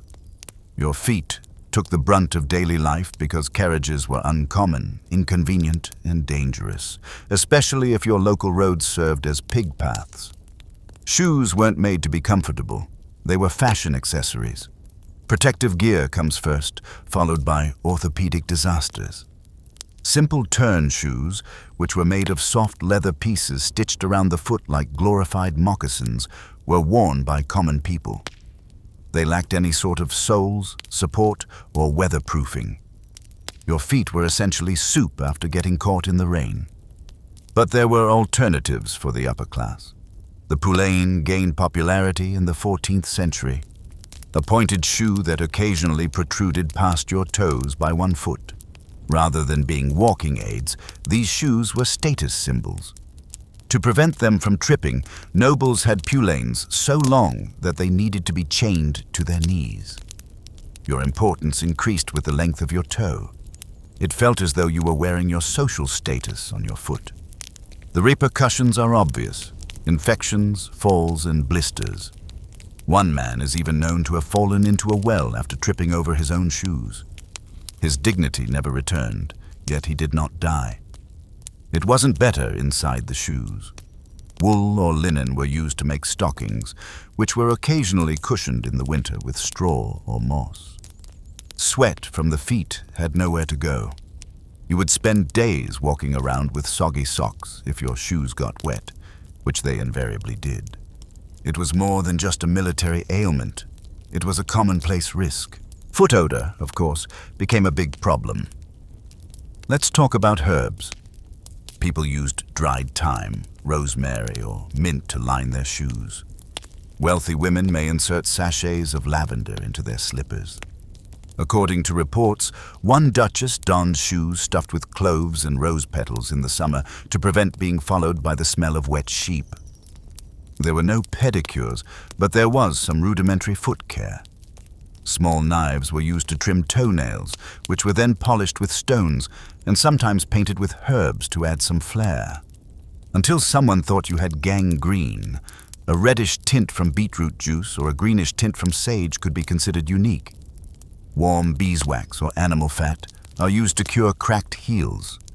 Calluses and corns were scraped off with knives or rubbed off with a towel soaked in vinegar. To soften the skin, one alternative treatment even recommended stepping in cold ash that had been combined with sheep pee, odorous but efficient. Perhaps historians are still debating whether medieval people considered their feet to be purely useful or aesthetically pleasing. But there was a clear ideal among the nobles. Foot size was important. Women, submission, and a general air of "I've never walked farther than the length of a tapestry" were associated with small feet. On the other hand, large feet were associated with peasantry and labor. In order to conceal the fact, women with large feet occasionally wore extremely long skirts. This insecurity was catered to by shoemakers. To create the appearance of daintiness, some designers created shoes that were a little smaller and packed with additional padding. According to one shoemaker, his customers would rather hobble than have an unfashionably huge foot. Lymphs were viewed as sorrowful, enigmatic, and having large feet. The rules were more lenient for men. As long as they were costly, sturdy boots and useful designs were acceptable, but a man wearing delicate slippers could still be respected, particularly in a court of law. You have to reconsider every painting from that era, since a well-turned ankle peeking out under hose was regarded as appealing.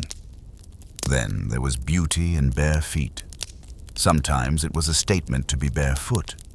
Pilgrims demonstrated their commitment by walking barefoot. Despite the cold and the grime, some aristocratic women showed their piety by entering churches barefoot. After that, their ladies brought warm towels and perhaps prayers for disinfection. Additionally, it was a vulnerable moment if someone did see your bare feet, maybe during a medical emergency or after drinking too much. Individuals came to conclusions. Did you have a pure soul? Did you get a manicure? Did you appear aggressively peasant with your big toe? Now you're sitting by the fire with one leg crossed over the other once more. Your feet hurt from the walk you took today. Your socks are sticky with the smell of crushed rosemary and perspiration as you remove your moss-lined shoes. Another trade-off for aesthetics. You goose at a blister. With candlelight glimmering, you gently reach for your small grooming knife. You trim your fingernails. You dab your heel with a little goose oil. You sigh as you cram fresh mint into your slippers for tomorrow. You'll be able to walk again tomorrow with grace and silence, like someone with flawless, invisible feet. Because beauty was more than just appearances in the medieval world. The entire length of it reached your toes. You've made it through the feast without stumbling over your pulanes or fainting from blood loss. And now you're on the dance floor, which is the most perilous place for anyone hoping to be a medieval beauty. Dancing was more than a hobby. It was a flirtatious performance that frequently tested your ability to maintain your attractiveness under duress, in addition to your rhythm and grace. Because nothing made your perspiration levels or social standing more obvious than a leisurely lap around the great hall to the eerie sound of a piper. Let's be clear about one thing. Dances weren't impromptu. They resembled slow-motion courtship rituals in their choreography. There was significance in each step, bow and hand contact. Making the incorrect approach could give the impression that you were naive, conceited, or, worst of all, rustic. And that kind of slip-up could haunt you longer than a bad haircut in a society that is fixated on appearances. Therefore, your beauty had to be assessed before you ever made your first step. Do you still have your hair in place? Have you kept your eyebrows up? During the soup course, did you sweat through your curdle and then reapply your rose water? If not, it's too bad. The host is calling on you, and it would be scandalous to decline. In order to appear modest rather than desperate, you curtsy just enough and raise every joint from tight lacing. The true trick, moving gracefully, is about to happen. The perfect woman sailed. She didn't stomp, she didn't shuffle. When her corset hurt her ribs, she didn't seem to notice. Instead, she drifted through a cathedral like a sacred relic. Straight hands barely touched her partner's fingers as her arms bent back. In contrast, the ideal man led with assurance without being conceited. Without overwhelming her, he flaunted his companion. He avoided stepping on people's hems or egos and moved with grace rather than force. All of this was obviously easier said than done, as medieval dances were frequently created to put these attributes to the test. For example, the carol required slow, synchronized motions while singing and was a circle dance. You shattered the harmony if you missed a beat. Your pointed shoes were a liability since the farandole skipped steps faster.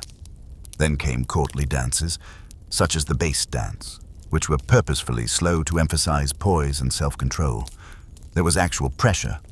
Because her girdle was so tight and she hadn't eaten all day, one noblewoman reportedly passed out in the middle of carol. Another broke her front teeth after tripping at a galliard. For months, she claimed a devout silence while wearing a veil. Actually, she simply didn't want the gap to be noticed. The surroundings even worked against you. The stone flooring was slippery. Shadows were uncertain under candlelight. It was common for musicians to get intoxicated. Famously, one fiddler threw an entire feast into disarray and skipped half a bar. Mid-step, the dancers halted. There was a scream. A roast dropped from a table. Complete chaos, and the heat came next. Dozens of bodies in leather and wool, moving in unison, crammed into a ventilated hall. It like waltzing through an oven filled with baked bread. They were all glistening, and not in a romantic sense. Ladies rubbed their necks with towels soaked with lavender to counteract this. Men carried handkerchiefs that were embroidered, scented, and frequently just ornamental. You hoped no one would notice if you were perspiring through your pants. You turned your face towards darkness and prayed if your makeup began to streak. Nevertheless, the dance was essential in spite of everything. It revealed to the court who was rising, who was declining, who was attractive, and who was eligible. Less suitors could result from poor dancing. Dancing gracefully could transform your life and attract a noble gaze. Naturally, there were differences in expectations. It was okay for men to be a little awkward. How deliciously crude, oh. But every mistake you made was a mark against you women. You weren't merely clumsy if your feet faltered. You were under suspicion, not trained enough, perhaps. Not really noble, perhaps. Perhaps not that lovely after all. Today's one fringe beauty tip. To help them sway more gracefully when dancing, women would occasionally sew small lead weights into the hems of their dresses. As a result, there was occasional loss of balance and bruised shins in addition to the elegant movement. 2 monks were required to untangle a girl who had fallen sideways into a tapestry. Maybe it worked, because she got married soon after. The bow, sometimes known as the curtsy, was the dance's last flourish. You appear theatrical if you sink too low. This is disrespectful and not low enough. You smiled as though you had planned it, even if your veil slipped or your knee cracked. Never stop grinning. Pretend at all times. Whether medieval dance was more about social mobility or social survival is still up for debate among historians. Most likely both. It wasn't just the face that was beautiful. It was in the poise, the movement, the subliminal instructions conveyed by each head tilt or wrist lift. The music is slowing down. There you have it. With flawless gentleness, you lower your eyes and bend your head. As your gown falls around your ankles, it murmurs. The hall echoes with a few claps. With your cheeks flushed and your shoulders slightly back, you re-enter the crowd. The test has been passed by you. No spills, no slides, and no obvious perspiration stains. Once more, your partner bows to you. You moved like a prayer, someone whispers. You're shining on the inside, yet you act as though you can't hear. The dance is over. The candles are low, and you go back to your bedroom feet, still tingling from the murmured praise, your corset hurting, your cheeks biting. This is the phase where nobody composes poetry about the beauty regimen that follows a party. Yes, there were standards for how to keep up your appearance before bed. Even in a society without electricity, face wash, or the idea of me time. You begin by gently and slowly removing your layers. Gowns were costly, and the tight laces were cruel. They needed to be undone with help or bending. According to reports, one woman injured her shoulder while attempting to access her own laces. A week of stillness, a sling, and the cure. Fashion is always successful. After that, you take off your veil and the pins that secure your hair. Every tug tugs at your scalp, reminding you that beauty and suffering are a timeless pair. Like a weary serpent, your oily, odorous hair uncoils. If you're wealthy, you finger comb it gently. If you're poor and don't have a maid, you finger comb it furiously. Cleaning is next. There is only a bowl of water, cold if you're average, lukewarm if you're lucky, and a cloth. No makeup remover, face wipes, or 10-step skincare routine. If you're fortunate, you dip ring dab. Rose for tenderness and sage for purification have been soaked in the water. Perhaps lavender can help you fall asleep. If not, you can only pray that it is free of mosquito larvae. The powder disintegrates in lumps. Streaks are left by rouge. Your brows, that is, assuming they were drawn and have since vanished. You pray, you pat, you blot. Whatever soot was used isn't going to make you break out in hives.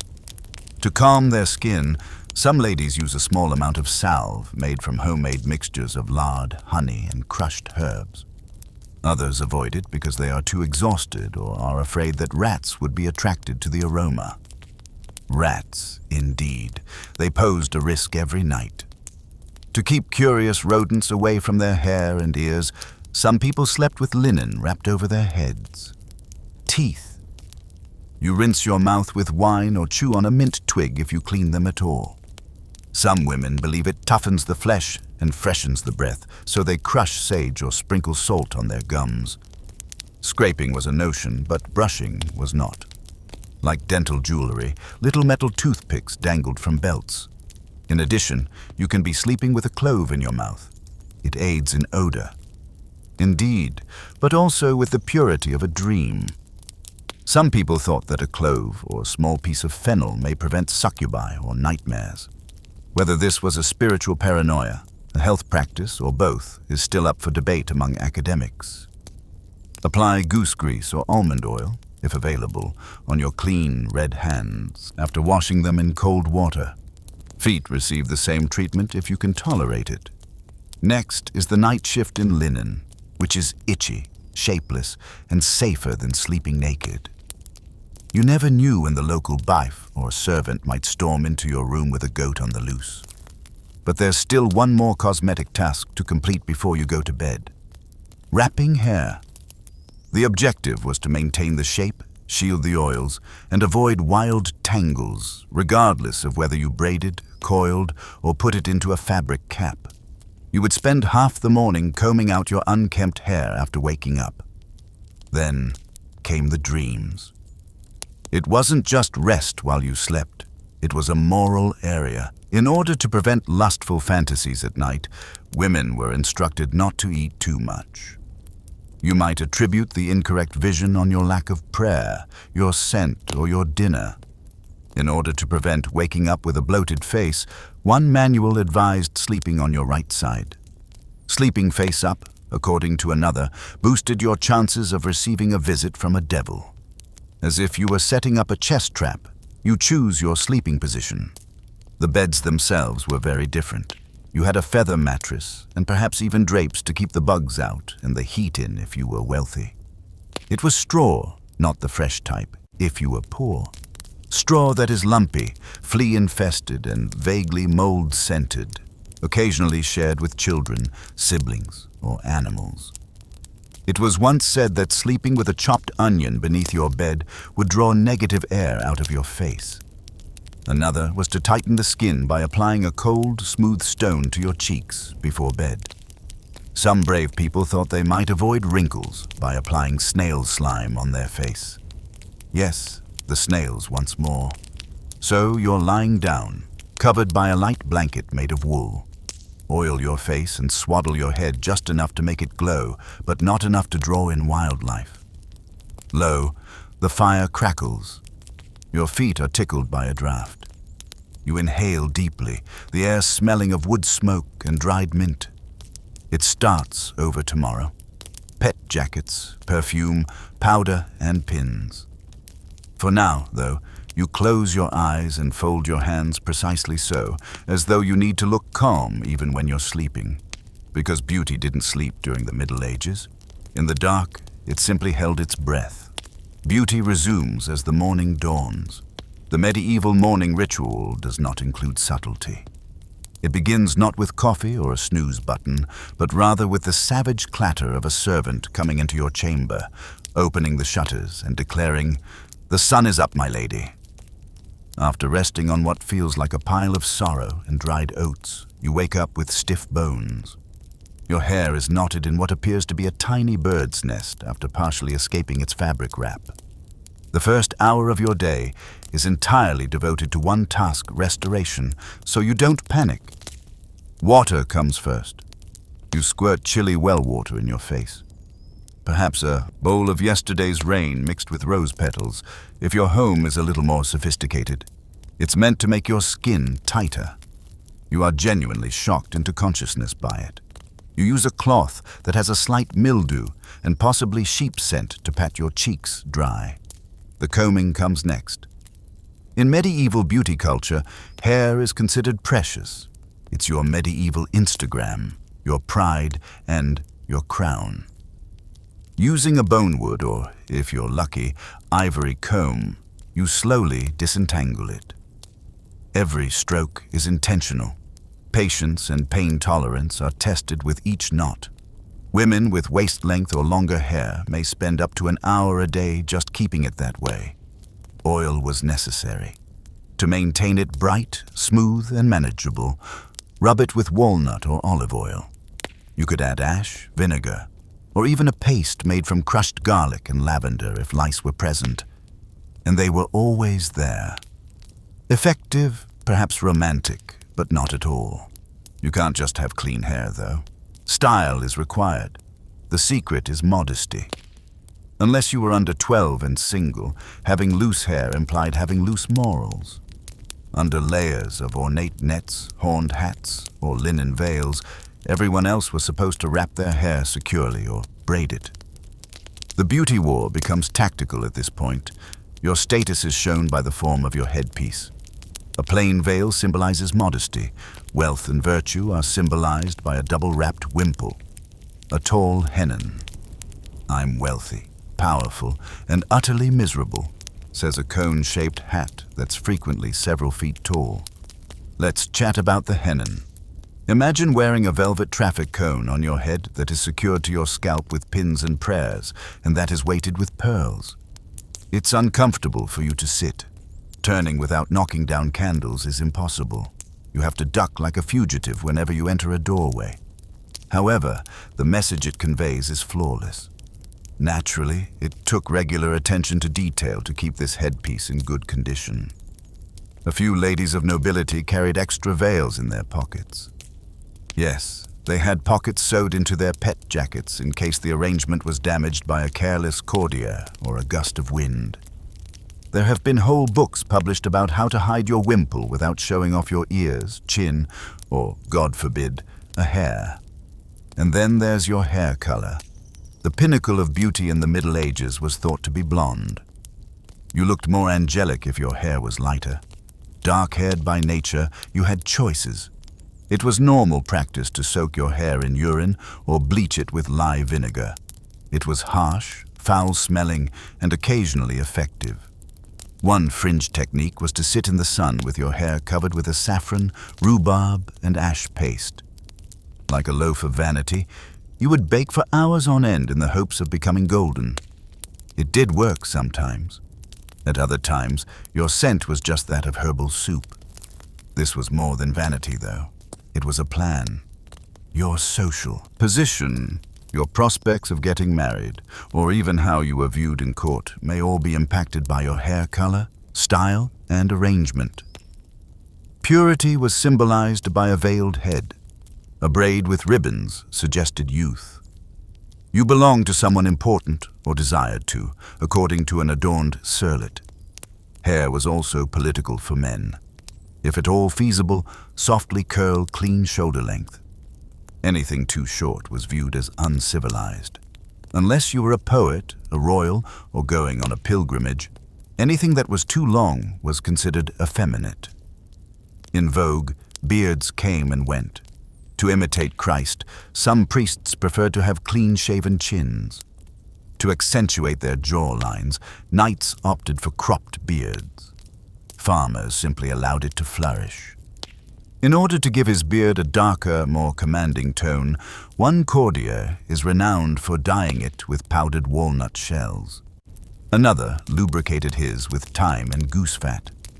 A group of monks were reportedly reprimanded by the bishop for spending excessive amounts of time braiding their beards into spirals of devotion. Whether medieval people's daily hair practices were more about symbolic than hygiene is still up for debate among historians. Probably both.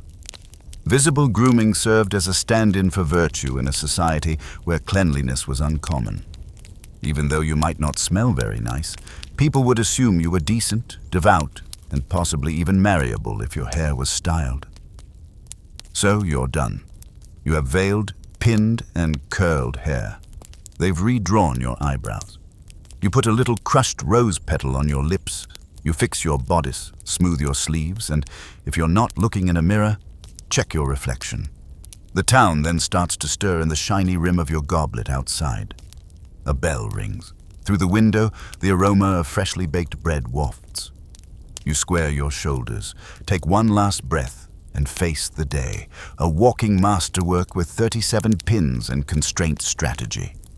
You are more than just a decorative element in your home by mid-morning. In a vast social game where beauty equals money, you are a chess piece. Additionally, the stakes are political, matrimonial, and sometimes even fatal. Because being handsome in medieval Europe meant more than just looking well, it had to do with power. Now let's discuss matchmaking. Your stitching or conversational abilities are not the only things used to evaluate you. Oh, no. Your complexion, your waist-to-hip ratio, your gait, the purity of your voice, and most importantly, how well you represent whatever the current ideal of beauty is, which, regrettably, changes more frequently than the wind, are all used to evaluate you. Literally, your family is involved. A lovely daughter can signify a noble title, richer territory, or a better alliance. During feasts, servants speak about your appearance, and traveling merchants may even evaluate it and report back to faraway suitors about your suitability. A gap between your front teeth and an excessive number of freckles are noticed. That might be a sign of fertility or a reason to be concerned, depending on the decade. Men are not an exception. Although a nobleman's sword arm may increase his worth, his face is just as important. Strong jaw, virtuous brow, and clear eyes. These were desired qualities, outward symbols of heavenly favor and leadership. If a scar is badly placed, it might make you appear unattractive or tough. To make it less scary, one knight even paid to have a ground pearl repigmented on a scar on the face. This beauty economy also involved court painters. A portrait may be sent across borders prior to marriage discussions. These weren't realistic photos. They had hope. A nose that was a little off-center straightened. Salot's skin became lighter. It was diplomatic catfishing in the Middle Ages. Then there were face-to-face encounters. A formal dinner, a dedication in a cathedral, or a fortuitously scheduled happenstance encounter on a garden path. You just had a few minutes, if any, to make a good impression. Charm was helpful, but look was crucial. You practiced, then. In refined pewter, you worked on your facial expressions. You discovered how to smile without exposing your teeth. Don't snort when you laugh, and stand at angles that cover up less stylish features. According to reports, one woman bit the inlast of her cheek to teach herself to blush on demand. Up until it became infected, it was effective. Accessories were useful. Wearing pearls close to your face was believed to attract the eye upward and represented purity. Belts with decorations highlighted your waist. Small bells or charms on girdles divert attention from bony hips or a less than regal gait. Wearing tiny mirrors on your clothes is a fringe trend. Medieval disco was more than just a dream, yes. In addition to making your clothes gleam and drawing attention to your flaws, these were frequently symbolic of the purported purity of your spirit. Whether beauty standards originated from religious and philosophical ideas or were only set by aristocrats is still up for debate among historians. Of course, the Church had strong views about modesty, but it also loved the Virgin Mary's pale complexion and delicate features. Is it a coincidence? Not sure. There were uncomfortably close connections between morality and beauty. It was assumed that a beautiful lady was virtuous, submissive, and religious. Someone ugly, deadly, cursed, and possibly a witch. Indeed, in later ages, some inquisitors believed that excessive moles or facial asymmetry were indicators of demonic control. You could practically die from your nose. Furthermore, it was more than just outside pressure. You took it in. You made comparisons between yourself and saints, tapestries, and that cousin who married a duke after 6 weeks of wearing lemon peel on her face. You mentioned that maids exchange beauty potions. Someone claimed that their sister had done it and had been gleaming like spring rain ever since, so you thought about risky therapies. Nor was marriage the sole objective. Influence could be a sign of beauty. A prince could be influenced by a favorite lady in waiting. If the right duchess looked at a handsome young squire, he might get ned more quickly. In some courts, being physically attractive was a requirement for various positions. Not everyone played this game, of course. Some ladies took satisfaction in their sun-darkened complexion, welcomed their wrinkles, or fiercely covered themselves. These women frequently hailed from rural or religious homes where commitment and pragmatism were valued more highly than beauty. Even so, they were followed by whispers. So here you are, standing on the edge of a courtyard made of marble. You're being accompanied by a visiting baron. You have pinned a small brooch over your left eyebrow and spent 2 hours fixing the angle of your veil. You've rehearsed your lines 3 times without coming across as overly eager, perfumed your sleeves with clove, and smoothed your gown with lavender water. He comes over. He bows. You give a nod. You talk about the tapestry behind you, the feast and the weather. Even though he doesn't glance at your hands, you move them slightly into the light to be safe. Your aunt will inquire later as to whether he showed interest. You'll claim that he grinned. She will nod as though that resolves the matter. You'll still question, though, if he saw the stain on your cheek. The slight limp. Your right eye's tendency to wrinkle more than your left. Because beauty isn't a gift in this world. It's a job. Additionally, you're constantly on the clock. It's market day, and although you are supposed to go with your family and possibly buy some simple ribbons or dried herbs, you are aware of the reality. Here's another arena for beauty. This one is also open to the public. In the world of medieval beauty, harsh sunshine is both a necessity and an enemy when it comes to the outdoors. Excessive amounts might cause freckles, tan lines, and unladylike redness on your pale complexion. If you use too little, your cheeks will look like boiled cabbage. A very particular type of glow. Ethereal, but not ghostly, touched by the sun or the holy, is the ideal. Therefore, you apply another layer of powder before going outside. To aid in setting, it was thickened this time with a small amount of pulverized bone or starch. You hide your chin under a veil made of linen. Additionally, you may carry a parasol made of thin silk stretched over a whalebone frame, if permitted by your station. For sunlight, not rain. A status signal, a shadow caster. You now pass squawking geese and sweaty cheese vendors as you make your way down filthy lanes past wagons of fish. There's more to avoid than puddles. Sweat-uet and a pig farmer's unintentional elbow are avoided. You maintain perfect posture throughout, no running or stooping. People jostle, sellers yell, and you glide. But you remain calm, because there's always someone watching if you make a mistake. A competing family's maid, a merchant's son, and that one nosy widow who, before dark, tells the whole hamlet about every chipped tooth and crooked hem. But there is more to the market than anarchy. It's a parade of fashion.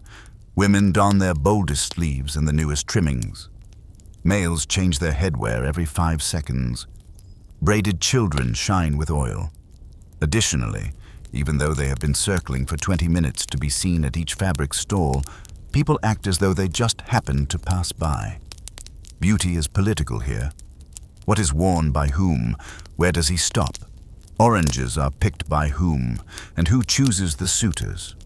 Your social status is shaped more quickly by the rumors that emanate from this outdoor runway than by any preaching. Let's discuss jewelry. If you are wealthy, you may wear a single brooch that is adorned with pearls. If not, you may wear a single brooch. Rings are not just for show.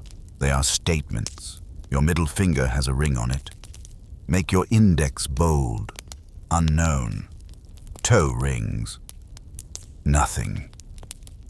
Don't ask, please. The perfume returns. To emit a scent of thyme or lavender, cloaks are subtly tossed. A woman might seem to be interested in the spice store while actually protecting herself from the smell of decaying cabbage 3 feet away by crushing dried flowers in her sleeve and pressing them to her nose. The fruit test comes next. The fruit test, indeed. People evaluate you based on how you eat as well as what you consume when you eat in public. Gnawing on a pear. All right, slurping a wooden bowl of soup. Barbarous. Using a knife to carefully peel an apple, slice by slice. Superior art. Once, a noblewoman's plum carving alone attracted 3 suitors. Coincidental, not in this economic climate. Nevertheless, the sun keeps attacking as you make your way through this theatrical labyrinth. Your veil is slipping, your powder is melting, and perspiration is prickling under your chemise. The only way to fix it is to dab it gently with a towel that never, ever looks like it was used. You eventually come to a mirror. It's not a true mirror. A dazzling pane of glass in a merchant stall or a polished brass tray are uncommon. You take a short, calculated look at your reflection. Can you clearly see the smear on your chin? Is your braid coming loose? Have you ever had that lighthouse-like gleam on your nose? 1 point for the fringe. Some ladies use chalky mud from riverbanks to daub their faces, letting it dry before brushing it off. It sort of left a matte finish. Others brought lemon rinds to massage on their fingers for fragrance and teeth whitening. Additionally, a small vial of crushed pearl powder combined with rose water, if you were wealthy. Expensive, toxic, and well-liked. Whether maintaining one's appearance in public was praised or frowned upon is still up for debate among historians. You ran the risk of being labeled vain in religious areas. In cosmopolitan cities, being beautiful meant surviving. A merchant might notice a poor girl who is well groomed and wears a tidy veil. Poorly groomed nobles may be hissed out of every parlor. Then the unimaginable occurs. Rain. A few drips at first, followed by a full sky slap of laughing and wet shouts, covering their valuables in a hurry. You don't run. You don't scream. You draw your cloak tighter, drop your umbrella, and walk resignedly and calmly. Frizzing veil sticking like a second skin, streaming hair, and panicked powder inside. On the outside, though, you appear to be a swan navigating a storm. When you go home, you'll take off your sopping wet gown, remove the veil from your brow, and gaze into an unflinching bronze mirror. You have blotchy cheeks. You have a crimson nose. Although you appear genuine, you made it through the market, the nods, the stares, and the unintentional praise. In the most chaotic situation imaginable, you maintain the beauty code. You'll repeat the entire process tomorrow, possibly with a thicker veil and new powder. The noble feast, today's true challenge, was far more difficult than the market. Not the sort with stewed onions and crusty bread. This type of high table is more scrutinized than a royal tax audit and features musicians, aristocrats, and flashing candles. You make your debut, not just appear. Hours earlier, preparations started. The first step is bathing, or more accurately, sitting in a barrel as two servants lavish you with lukewarm water while acting as though it were a luxury. You add aromatic herbs. The lavender margam might be a drop of imported rose oil if you're lucky. If you're not lucky, the water has a faint goat and boiled cabbage fragrance. You're powdered once again after drying with a cloth that's stiff enough to exfoliate your soul. Not only your face, but also your neck, chest, underarms, and, if they're likely to show, your knees. Pale, smooth skin wasn't merely pretty in this day and age. It served as a metaphor. It said, you didn't toil, didn't labor, didn't tan. You existed to be admired. Your gown is selected ideally something dramatic with tight sleeves and a laced bodice. The neckline dips low, but not scandalously enough to suggest health and wealth, not heresy. The fabric is velvet or silk if you're high-born, wool trimmed with braid if you're not. But the illusion must be there always. You're graceful, desirable, untouchable. Accessories are critical. A jeweled belt cinches the waist. A pendant lies artfully just above your cleavage. Your hair is braided and pinned beneath a structured headdress. Maybe a crespine net, maybe a padded roll, maybe a miniature fortress of fabric and wire balanced above your scalp like a crown of quiet suffering. Now the face. If you're pale, perfect. If not, more lead-based powder. Your cheeks get a flush from crushed roses or red ochre. Lips are tinted just enough to suggest vitality, never indulgence. Eyes touched with soot or ash, especially if you're feeling bold. Lashes might be darkened with burnt cork. One noble woman reportedly lined her eyes with powdered antimony. Yes, the toxic kind, to achieve a divine glare. You're ready almost. Your walk is practiced in your chamber. Smooth, short steps, eyes cast downward but alert.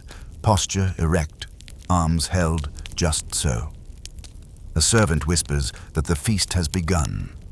Your stomach knots, not from nerves, from the fact you haven't eaten all day to avoid bloating. You enter the great hall. Torches flicker, harps strum. People glance up, pretending not to look. You glide to your seat, barely disturbing the air. A dog barks somewhere. A knight laughs too loudly. You inhale the scent of roasted meat, wine, and wax, and prepare for your next performance. Because this is where beauty becomes theater. You're seated by rank, which means your appearance has already made decisions about you. Sit too far from the dais and you're seen as lower stock. Sit too close and every bite, every blink, every gesture is under royal surveillance. You eat slowly, carefully. Nothing drips. Nothing crunches. You tear bread with your fingers and dab your lips with a cloth so stiff it's basically parchment. No slouching, no second helpings, and never ever lick your fingers. One lady once dropped a grape into her bodice, and legend says recovered it without flinching. Another choked on a chicken bone, refused to cough, and just fainted. Dignity first. Conversation happens between courses. You're witty, but not too bold. You laugh, but not loudly. Your voice stays in the upper register, delicate musical, like you're always on the edge of a sonnet. Then the dancing begins again, and you must rise. No food baby, no wine flush, just grace. You've practiced your steps, but the floor is slippery, and your shoes are mostly decorative. You smile. Always smile. One fringe technique. Before feasts, some women sucked on lemon slices to tighten the skin and clarify the eyes. Others drank water boiled with sage and mint to prevent bloating. A few bold, brilliant, slightly unhinged, tied small cloth pads filled with ground herbs under their gowns to absorb sweat invisibly. Early deodorant, medieval ingenuity. Historians still debate how sincere all this effort was. Was it really about beauty or about survival? Probably both. A single feast could change your fate, earn you a husband, a title, or an enemy. A wrong impression could take years to undo. So here you are, seated again, the music slowing. Someone compliments your eyes, another your hands. You pretend to blush modestly. Another trick learned from your aunt, who could fake embarrassment better than most people faked prayer. And when the feast finally ends, candles low, scraps cleared, guests yawning, you rise still pristine. Your veil is in place, your cheeks haven't melted, your belt is still tight. You did it. You leave the hall, slowly cloak, drawn close. You don't smile now. Not because you're unhappy, but because you're tired. Beauty is exhausting, especially when it's your only job, your only armor, your only way forward. You reach your chamber, unpin your hair, strip off the bodice, let your belly expand. At last, you're alone. You're human. But tomorrow, you'll be art again. You'd think after such a grueling feast where every smile, sip, and syllable was weighed like gold, you'd get a break. But in medieval society, beauty was a 247 occupation. And even in private settings, the performance rarely paused, especially in the one place where truth tends to shine through the strongest around other women. Welcome to the cloistered realm of the ladies' chamber, a space both sanctuary and social coliseum.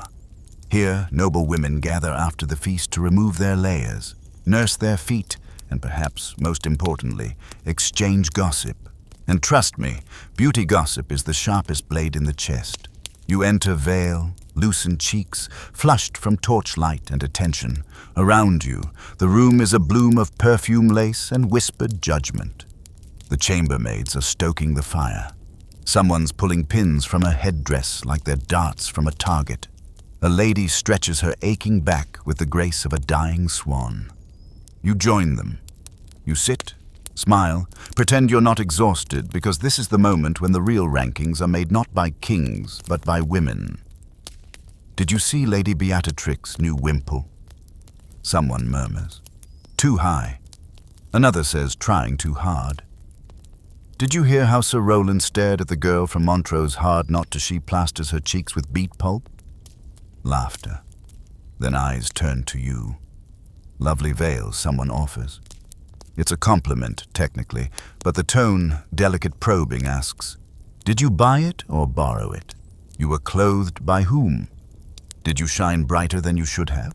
Because women viewed beauty as territory, whereas men considered it as ornament. A rivalry could be sparked by the wrong rouge. A misplaced brooch could cause 10 years of animosity. Even the girl who received praise on the wrong night was blessed by heaven. Thus, you interact with caution. You make a remark on someone's lace trim. Admire someone else's scent. Give a half-hearted remark about your rosewater skin softening method. Part of it is strategy, and part is true. Everyone is paying attention, and not all of it is malicious. These women are aware that they share the same prison of polite expectations, powers, and pins. For them, beauty is both a weapon and a shield. A woman shares that she is experimenting with a new skin tonic consisting of egg yolk and almond oil. According to another, her cousin uses goosefoot leaves as a remedy for freckles. You give a nod, put it aside.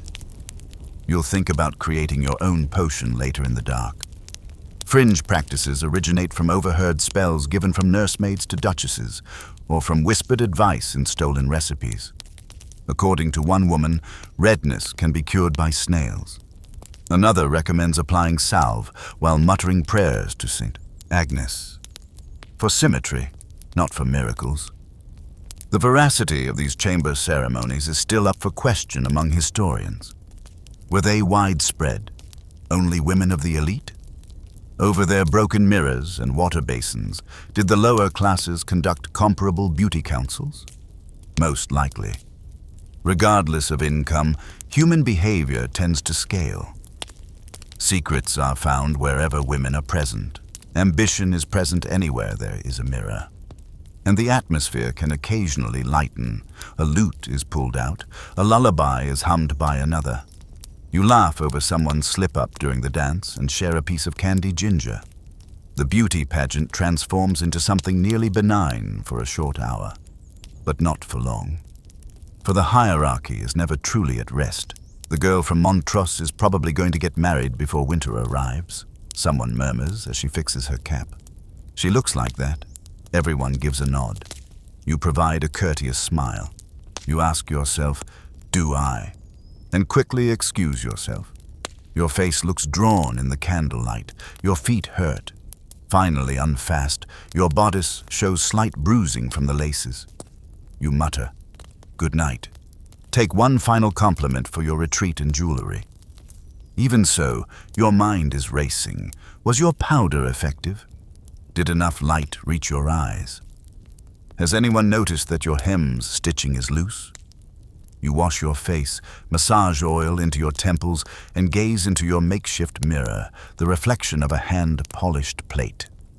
You appear aged, worn out, and genuine. However, the persona waits somewhere behind the weariness. It will rise before you tomorrow, stroke your cheeks, secure your hair, and make you smile. Because this is more than just its armor, beauty, performance, and ability to survive.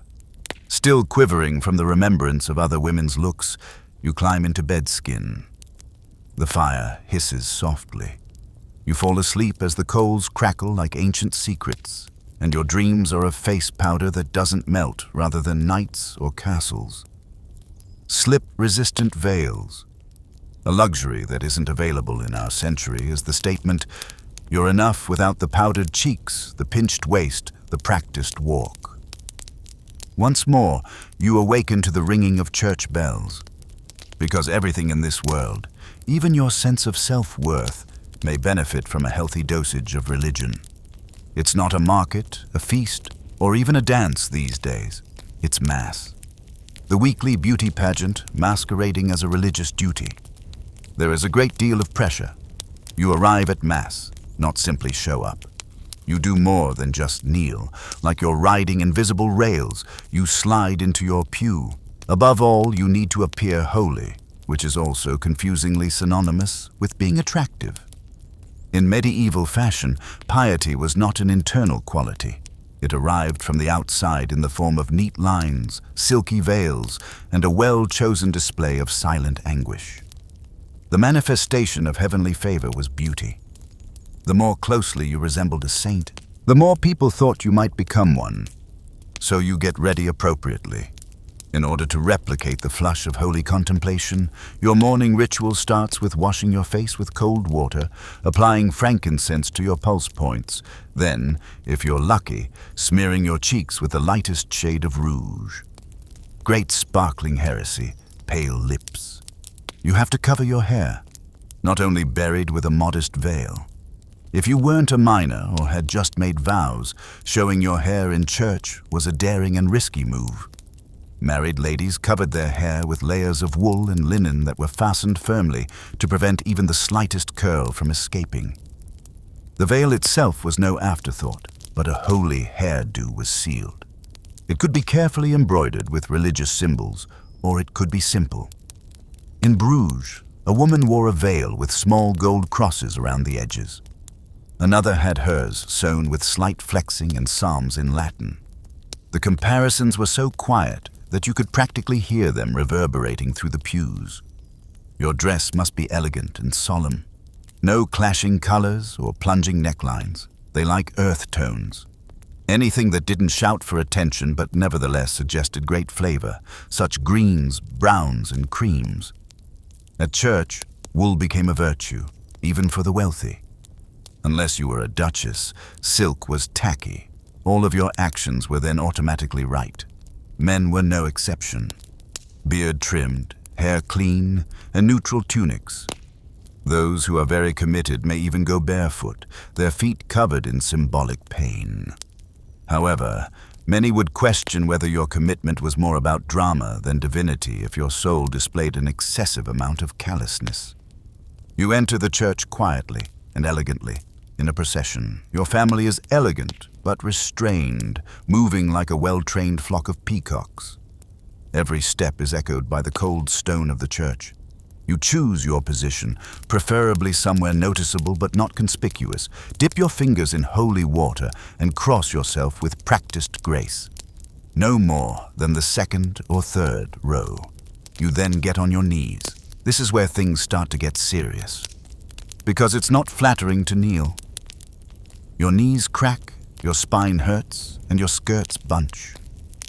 But you have to keep up the appearance of quiet dedication. You lower your head, fold your hands, and allow your eyes to sparkle with intrigue. Some girls, modest but radiant, holy but receptive to courtship, practice this expression in mirrors. The sermon starts. A priest rambles on about suffering and sin. You concentrate on maintaining your veil and proper posture. Sometimes you look to the side.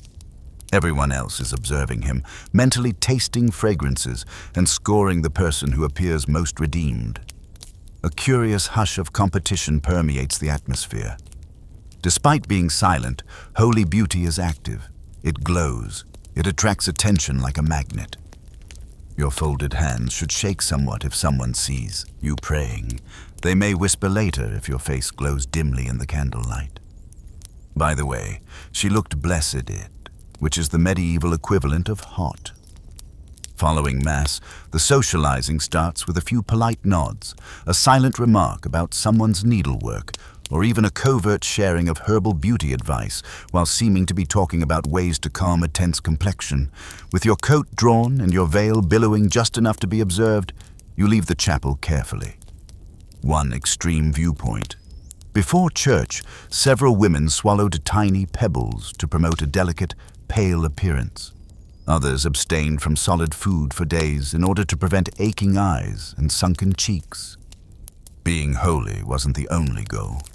The goal was to appear airy and nearly saintly, as though one would suddenly float out of the nave.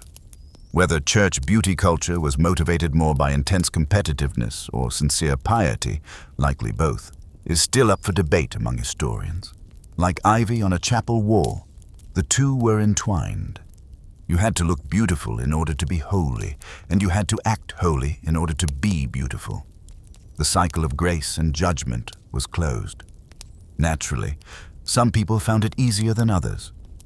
You were essentially canonized if you were youthful, slender, fair-skinned, and humble. However, you were examined more closely if you were bold, older, darker, or blemished. Even acclaimed beauty can become sour. Someone might remark, "She looks divine," then add, "maybe too divine." You now consider your appearance rather than the message as you make your way home from church. Were you sufficiently modest? Did you lose your veil? Was the mole on your chin brought up again? You see some young males hanging about the baker's booth. One gives a small nod. Another looks down. You breathe a little easier on the inside, but you don't grin. Because piety and beauty were sisters in the medieval society. They both aspired to be the favorite, just like most sisters do. Your day doesn't end with the church rites and the leisurely march home. It just shifts the attention, because twilight introduces a distinct, more subtle sort of intimacy that is influenced by beauty pressure, whereas daylight was for public performance. Not that type, please. Remember, this is medieval PG-13. However, the private realm has its own harsh regulations. Candlelight evenings with family tutors, possible suitors, or, if you're lucky, just the cat were the norm in aristocratic or aspirational homes. Furthermore, you cannot appear as though you have just clawed your way through a pile of hay. You change once more. The face comes first. You don't wash it all the way through. The work of the day would be undone by it. You just dab with a square of linen dipped in cold brew tea or rose water. Indeed it is. A tiny layer of starch powder can be reapplied to your cheeks with a carved ivory spoon if you're lucky. Like painting your skin into servitude, it stiffens and mattifies everything. It loosens the hair, but not completely. It is the equivalent of casually elegant in the Middle Ages. A gentle braid running down the back, a relaxed but coiled twist at the nape. You're just personable now. You're not a nun. Now, in the evening, the hands are the main attraction. Candlelight encourages elegant fingers. Rings sparkle. There is slow motion. In conversation, you turn a page and grip a cup lightly. With your feet firmly wedged into plush leather slippers, you can erase an hour of mystique with a single clumsy scratch or flailing motion. You're not barefoot. That is for saints and children. However, your footsteps are soft and silent, as though the ground would not object to your arrival. A guest, a friend of a relative, and an attractive bachelor occurred to stop over tonight with some news from the next estate. Like theater curtains, the home adapts. The music starts. There are sweetmeats. You've been called. You slowly make your way into the hall with a book in hand, in part for show and in part because books are associated with literacy, which is associated with intelligence and has become trendy this year. You grin, modest, a bit amused. The bachelor gets up. You act as though you are unaware of him. Here's when true beauty abilities come into their own. Talking, making eye contact, and laughing just enough to cover your gums. When it's acceptable, you nod. You deliberately and delicately touch your jewelry. There's no flirting here. This is the brightness of courtly love.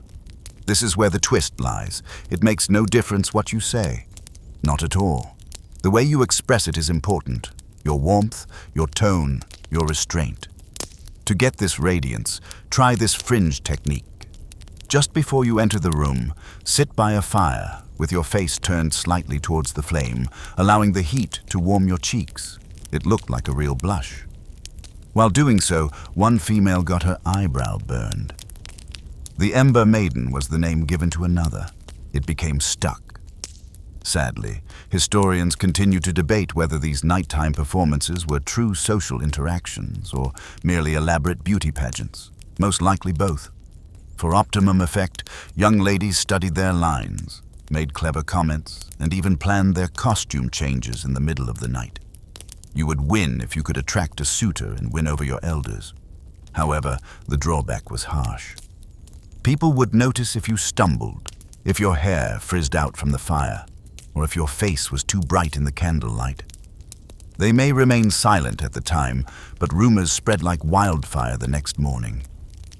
Some women pretended to be ill in order to avoid these nighttime displays because the pressure was so intense. Others reported feeling spiritually exhausted and going to bed early with a psalm and a candle, only to touch up their rouge in private nevertheless, in case someone peeked in. Men were not exempt. In addition to being well-groomed, subtly perfumed, and not overly tanned, they were supposed to be chivalrous.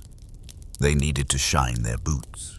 Their hands should be clean, but they should be worn from action rather than indolence. One poor knight cut his thumb and used a dagger to clip his fingernails. In his goblet, he bled. Romance paused. The evening is coming to an end. You've kept your skirt hemmed dry, smiled just the right amount, and uttered just the right amount of clever things. You maintain your composure as your family bids your guest farewell, and your guest bows, no slouching or sagging. Even now, in the wavering light of a candle, you remain a statue of gentle perfection. At last, you withdraw to your room. With a candle, the maid comes next. Your bodice feels more like armor than clothing now, and she helps you unlace it. Finally, you release your breath. You droop your shoulders an inch. The starch causes a minor itching sensation on your skin. You don't complain even if the pins are hurting your scalp. Rather, you give it another, more thorough wash. To maintain the beauty, not to take it away. After applying a thin layer of mint salve to your temples and massaging goose fat into your hands, you gaze at your honest, distorted reflection, this time in water. What did they witness this evening? What were you projecting? Were you too restrained, too loud, or were you just radiant? Did they mutter that you laughed? You give a head shake. Allow the face you've worked so hard to create to ripple in the waves. Tomorrow is another opportunity to be lovely, another gallery of opinions, and another display. You douse the candle for the time being. The curtain of darkness is gentle and forgiving. And you mumble into the darkness one final wish that perhaps, just perhaps, tomorrow your beauty won't feel like a burden. Morning has returned.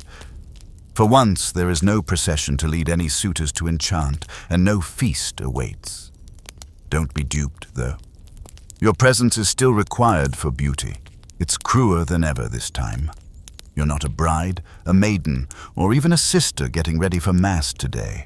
You're getting older today. Young people were not only admired in medieval Europe, it was turned into a weapon. Broad cheeks, unlined foreheads, and smooth skin. These were strong in addition to being attractive. They stood for hope, worth, and fertility, and you started to fade away as time passed, like it always did. Initially from praise, subsequently from discussions, and last from recollection. Your reflection starts to change. A fold close to the eyes, a mouth that has lost the ability to grin. You remind yourself that you're still gorgeous. Not new, though. It was uncommon for women in particular to embrace aging. It wasn't until she was around 75 years old that wisdom began to look attractive. Furthermore, society had already determined that you were furniture by that point. If you were fortunate, you would become handsome. A term used to describe ladies of dignity and stature who are still acceptable. You were invisible otherwise, and you were suspicious if you grew old slowly. A widow was pied if she didn't get married again. A matron was made fun of for wearing a little too much rouge. An older woman with too black hair and keen eyes who likely subscribed to the fringe idea that wrinkles were a sign of guilt. That every line was an act of vanity or a falsehood. Another said dishonest women's gray hair grew more quickly. Conversely, men may become gray with pride. Every wrinkle was evidence of a life lived, and every streak represented wisdom. An elderly woman with the same features. To restore color, you attempt to smooth the edges of time, wash your face with milk, and apply bruised rose petals to your lips. You sit in the sun, only while wearing a heavy veil, and you chew fennel to freshen your breath and apply dust powder to your knuckles. You use a fishbone filed into a tweezer to occasionally pluck the hair on your chin. Whether elder women in the Middle Ages had actual influence behind the scenes or were routinely disregarded is still up for debate among historians. Probably both. Yes, queens and abbesses had authority, but only when they adopted maternal or mystic personas. Even their authority was based on beauty. Furthermore, aging gracefully meant aging undetectable to those without a title. Although you were still present at the table and helpful in prayer, you had faded from the public eye. Your rouge recipes were no longer sought for by young girls. When you walked in, men stopped rising. You turned into a warning story, a whisper. Except if you resisted, she used to be. A duchess who dyed her hair with crushed walnut shells into her 50s was among the brave ones who did. Until the day of her death, a healer coated her eyes with soot. Rosewater-scented gloves, according to one eccentric widow, kept the skin looking fresh. They didn't. However, they maintained conversation. Most, however, just vanished. Something else, however, sparked in this fading. A liberty. It was no longer necessary to get up early in order to pin your hair. Just so, you were no longer concerned about your hands being soft, your teeth being too discolored, or whether your veil slid. You had left the performance stage, and you discovered peace in this dusk. The strain subsided, the mirror's electricity went off. Rather than becoming customs, the powdered cheeks became memories. And perhaps, just possibly, beauty evolved into something more subdued, less concerned with perfection and more about presence. The fireplace is where you sit. "Have you ever been really beautiful?" a female says. You grin. You know better now, so you don't respond.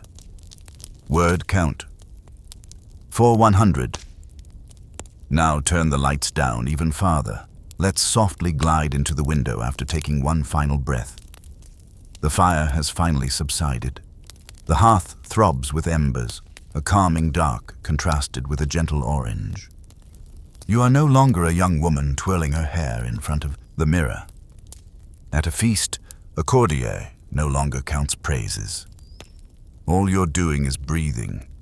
The rouge was washed clean when the veils were removed. In their small box, the powder and pins remain undisturbed, and you're still sufficient without them. Long shadows are created on the stone walls by the soft flickering of the candlelight. The curtain is shifted by a breeze. Like a woolen shawl, the aroma of ash and lavender envelops you. And when your eyes swell, you see that beauty itself was never the most cruel criterion. It was the conviction that you had to pursue it indefinitely. However, you don't. Not this evening. You get some rest tonight. The garment has been worn by you. You've been through the hallway. The terrible whisper of the mirror has not reached you. You now sleep soundly, steadily, and completely,